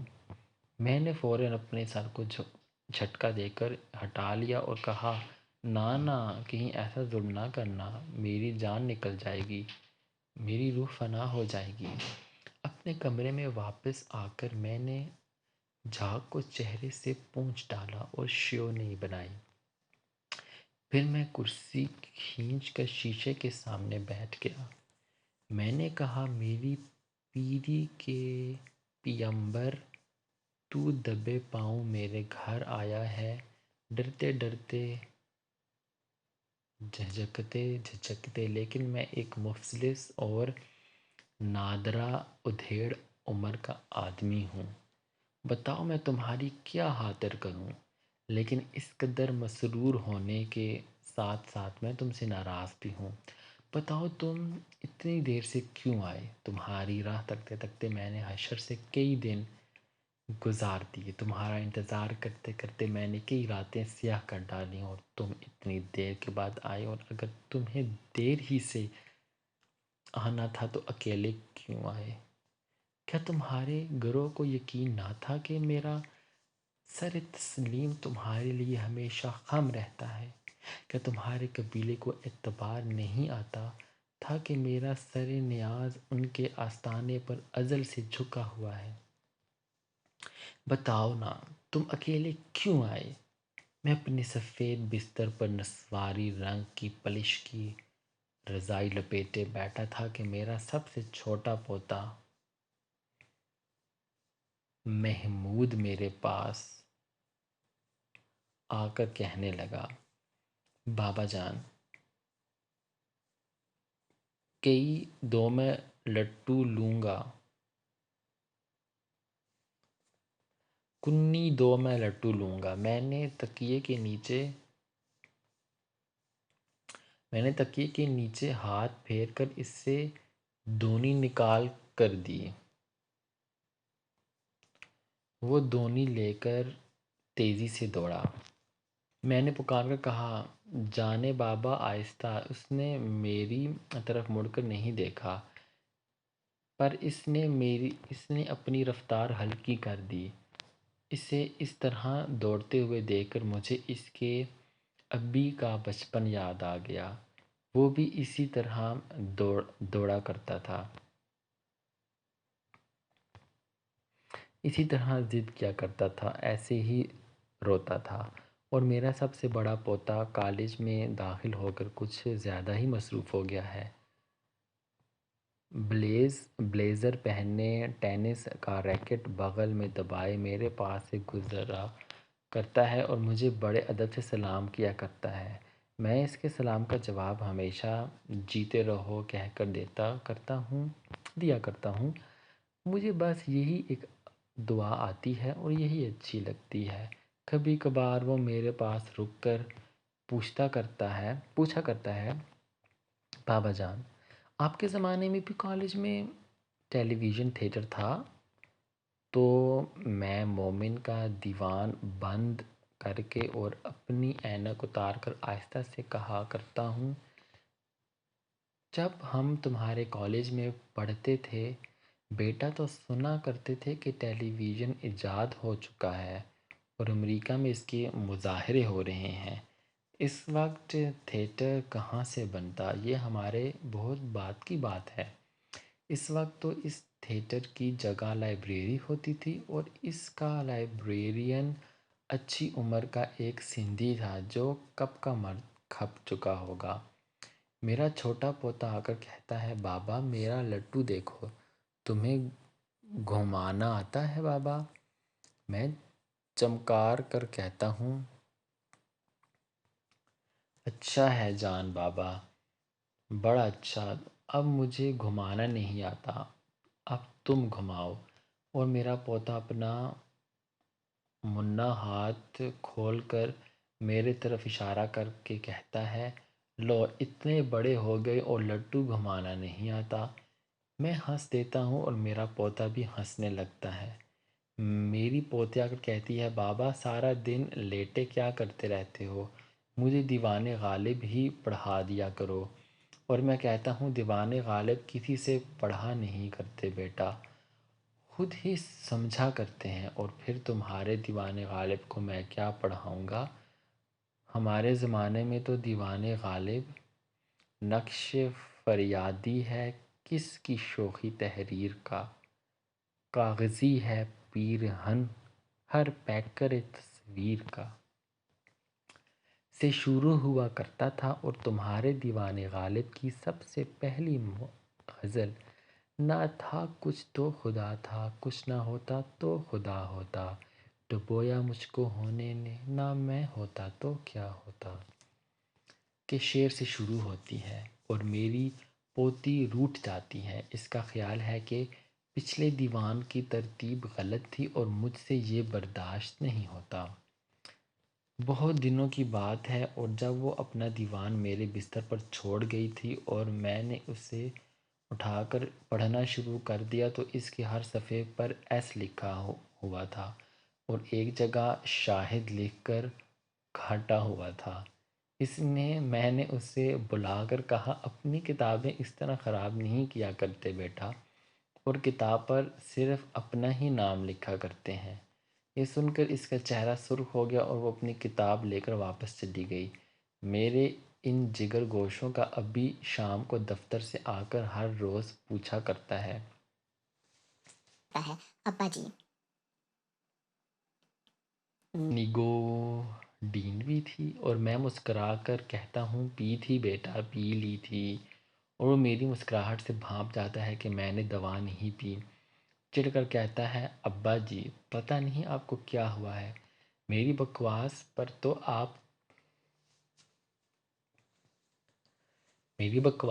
تو آپ توجہ ہی نہیں دیتے۔ میں پھر ہنس پڑتا ہوں اور کہتا ہوں، تیری بکواس سننے کے لیے ہی تو زندہ ہوں، بھلا مجھے اب اور یہاں کیا کرنا ہے؟ اس دوران میرا بڑا پوتا پھر آ کر پوچھنے لگتا ہے، بابا جان آپ کے زمانے میں کالج کی مسجد اتنی ہی بڑی تھی؟ تو میں پچھلے دن یاد کر کے کہتا ہوں، مسجد کہاں تھی بیٹا، ایک چبوترا سا تھا، اس کے پاس UITC کے لڑکے چاند ماری کیا کرتے تھے۔ اس کے پہلو میں انگریز پرنسپل کے نام پر ڈنکلف ملک بار تھی، اور اس کے ساتھ پھل فروش کی ایک مختصر سی دکان۔ میں اس چبوترے پر نماز پڑھنے تو کبھی نہیں گیا تھا، لیکن اپنے ہم درسوں سے سنا کرتا تھا کہ وہاں جمعے کی نماز بھی ہوتی ہے۔ پھر وہ پوچھنے لگتا ہے کہ ایٹامک ریسرچ لیبارٹری میں؟ تو میرا بیٹا بات کاٹ کر کہتا ہے، کیا فضول چیزیں پوچھتے رہتے ہو، تمہیں کالج کی تاریخ لکھنا ہے کیا؟ میرا پوتا خاموش ہو جاتا ہے اور میں اپنے بیٹے کو جھڑک کر کہتا ہوں، پوچھنے دو، تمہیں کیوں تکلیف ہوتی ہے، مجھ ہی سے پوچھتا ہے نا۔ اپنے زمانے کی ساری مشعلیں ایک ایک کر کے بجھ گئیں۔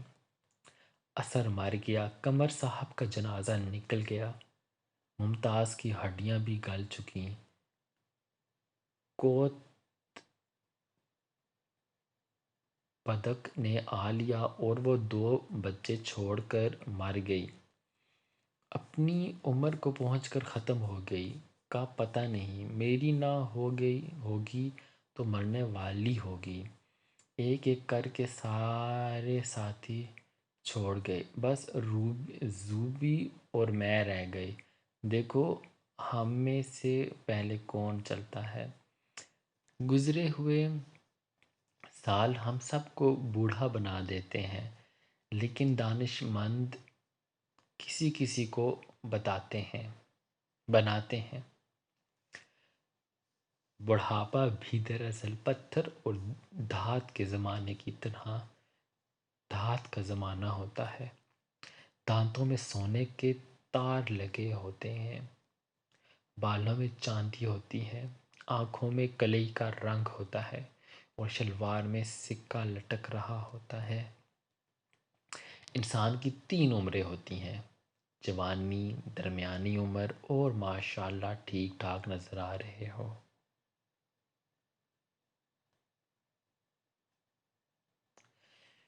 بوڑھے آدمی اس لیے اچھے اچھے ہو جاتے ہیں کہ ان سے برے برے ہوا نہیں جاتا۔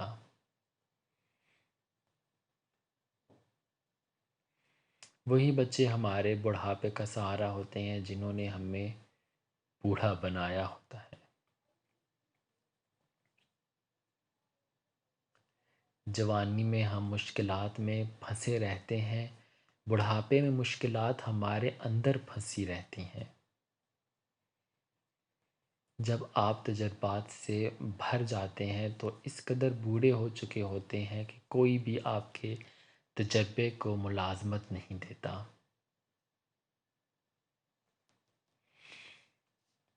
پھر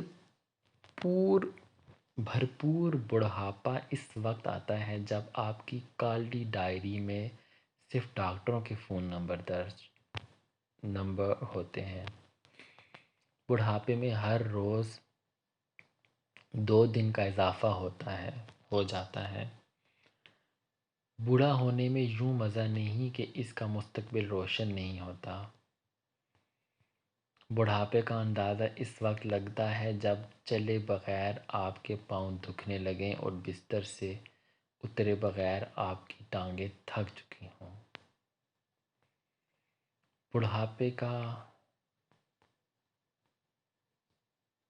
بڑھاپے کا ایک مزایا بھی ہے۔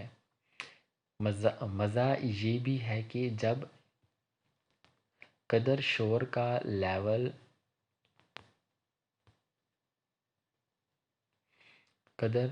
کا لیول اونچا ہوتا جاتا ہے، سماعت کا لیول نیچا ہوتا جاتا ہے۔ جب آدمی جھولا کرسی میں بیٹھا ہوا ہو اور اسی کو ہلا نہ سکے جس وقت وہ بوڑھا ہو چکا ہوتا ہے۔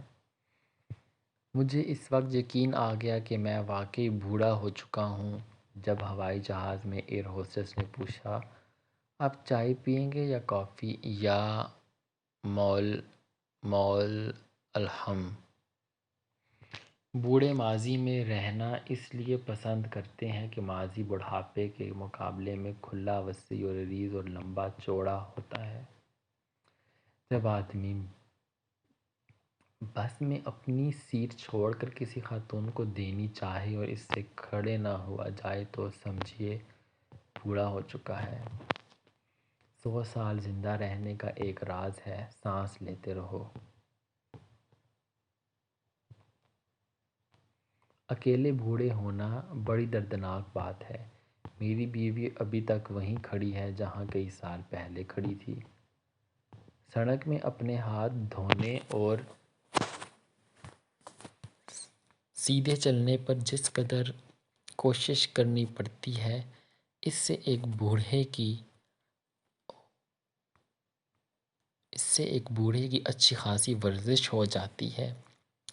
بوڑھا ہونے کا سب سے اچھا طریقہ یہ ہے کہ آدمی جلدی نہ کرے، بس آہستہ آہستہ بڑھاپے میں داخل ہو۔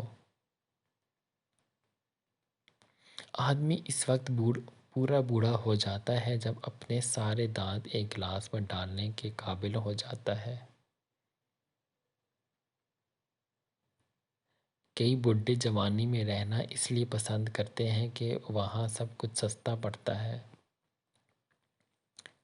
لمبے سفر پر جب ابھی نقدی ہو اور طاقت ختم ہو جائے تو سمجھو کہ بوڑھے ہو گئے۔ بڑھاپے کا کچھ طے نہیں ہے۔ آدمی ایک صبح اٹھتا ہے، منہ پر ہاتھ پھیرتا ہے اور وہ بوڑھا ہو چکا ہوتا ہے۔ آدمی بوڑھا کب ہوتا ہے؟ جب ہوٹل میں جا کر ادھر ادھر جلوہ لینے کے بجائے مینیوز دیکھنے لگ جائے اور قیمتوں کا موازنہ کرے۔ جب اس کو 8 کا ہندسہ 3 نظر آنے لگے۔ سیر کے لیے جائے اور جا کر بینچ پر بیٹھ جائے اور سارا وقت بیٹھ کر یہ سمجھے اس نے سیر کر لی۔ جب اس کو سارے سوالوں کے جواب آتے ہوں اور کوئی بھی اسے سوال پوچھنے والا نہ ہو، جب ہڈیاں سخت ہو جائیں، ناڑیاں سخت ہو جائیں، نہیں، جب آپ دل سخت ہو جائے، جب آدمی اٹھنا چاہے اور اٹھ نہ سکے، ہنس کر دکھا دے۔ آدمی اس وقت جوان ہوتا ہے جب صبح گیراج میں سے نکال کر سٹارٹ کرے تو سوئی صفر پر پہنچی ہوئی ہو، اور بوڑھا ان دنوں ہوتا ہے جب گیراج میں پہنچے ہمیشہ پیٹرول کی ٹینکی فل پائے۔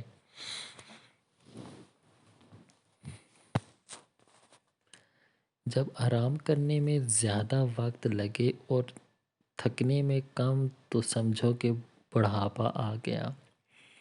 بوڑھا ہونے کا سب سے بڑا نقصان یہ ہے کہ ہر وقت چھوٹوں کی نصیحتیں سننا پڑتی ہیں۔ بڑھاپے سے گزر کر سب سے اچھا طریقہ یہ ہے کہ آدمی چند نئے اہم کارہ رویے سیکھ لے۔ جب آدمی یہ سیکھ جاتا ہے کہ اسے سوچ کر قدم اٹھانا چاہیے، اس وقت قدم اٹھانا مشکل ہو جاتا ہے۔ بڑھاپے کا سب سے بڑا فائدہ یہ ہے کہ کوئی تمہاری کہانی نہیں سنتا اور کوئی تمہاری نصیحت پر عمل نہیں کرتا۔ بہت سے آدمی بس زندگی میں بوڑھے ہوتے چلے جاتے ہیں۔ جیسے جیسے آدمی بوڑھا ہوتا جاتا ہے ویسے ہی اس کی دواؤں کی الماری بڑی ہوتی جاتی ہے۔ بڑھاپے میں ہر انگ میں درد ہونے لگتا ہے اور جس میں نہیں ہوتا وہ کام کا نہیں رہتا۔ بڑھاپے میں جب آپ اس بلندی پر پہنچ جاتے ہیں کہ کوئی کچھ ہی کہے آپ کو تکلیف نہیں ہوتی، اس وقت کوئی بھی اپنا وقت ضائع نہیں کرتا، کوئی کچھ بھی نہیں کرتا۔ زندگی میں بس ایک بڑھاپا ہی ایسی کمال کی چیز ہے جو بغیر کسی محنت اور کوشش کے خود بخود آ جاتا ہے۔ دادا بننے سے آدمی بوڑھا نہیں ہوتا، دادی کا خامند بننے سے بوڑھا ہو جاتا ہے۔ آدمی اس وقت بوڑھا ہوتا ہے جب ایئر ہوسٹس کی طرف دیکھنے کے بجائے کھانے کی ٹرے پر غور کرنا شروع کر دیتا ہے۔ ہر شخص لمبی عمر کا خواہاں ہے لیکن بوڑھا ہونا کوئی نہیں چاہتا۔ بڑھاپے سے دور رہنے کے لیے نئے خیالات اپناتے رہنا چاہیے اور اب پرانی عادتیں چھوڑتے رہنا چاہیے۔ آدمی زندگی گزارنے سے بوڑھا نہیں ہوتا، زندگی میں دلچسپی نہ لینے سے بوڑھا ہو جاتا ہے۔ بوڑھا ہونے سے بھی ایک بری بات یہ ہے کہ بڈھے ہونے سے انکار کر دو۔ بوڑھے ہونے کے لیے ایک خوبی یہ بھی ہے کہ آدمی دیر سے بوڑھا ہوتا ہے۔ اگر پرانے فرنیچر کی طرح پرانے بڈھوں کی بھی ایک قدر افزائی ہوتی تو پھر بڑھاپے کا مزہ تھا۔ ایک شادی شدہ جوڑے کو بڑھاپے کے لیے صرف اپنے آپ کو سنبھال کر رکھنا چاہیے۔ جو لوگ بڑھاپے میں مزے کی زندگی گزارتے ہیں انہوں نے جوانی میں ضرور چھوٹی چھوٹی خوشیاں خیرات کی ہوں گی۔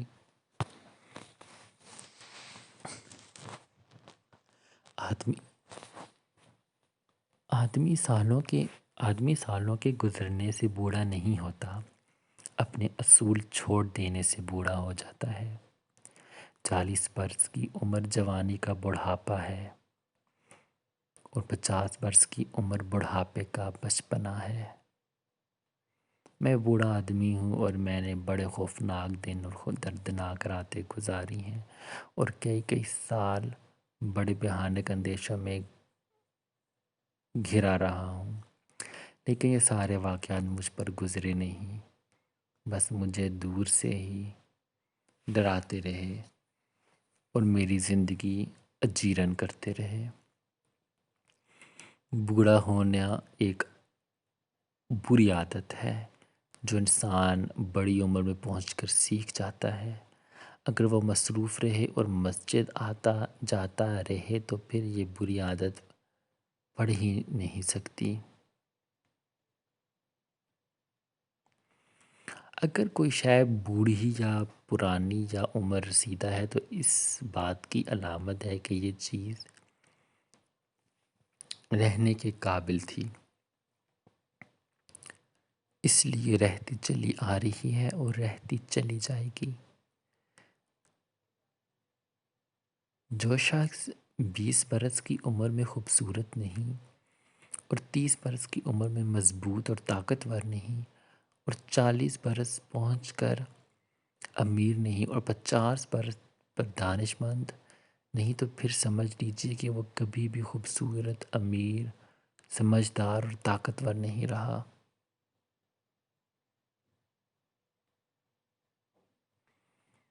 بڑھاپے میں جب ٹیلی فون کی گھنٹی بجتی ہے تو بڈھا کبھی بھی فون نہیں اٹھاتا کہ میرے لیے تھوڑی ہوگا۔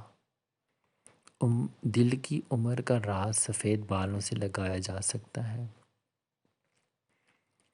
عورت اپنی عمر کے بارے میں اس وقت جھوٹ بولنا شروع کرتی ہے جب اس کا چہرہ سچ بولنا شروع کر دے۔ جب آدمی سیڑھیاں چڑھتے وقت اور سیڑھیاں اترتے وقت ایک سارے جوان ہوتا ہے اور جب سیڑھیاں اترتے وقت بھی اس کے ساتھ بھول جائے تو وہ بوڑھا ہو چکا ہوتا ہے۔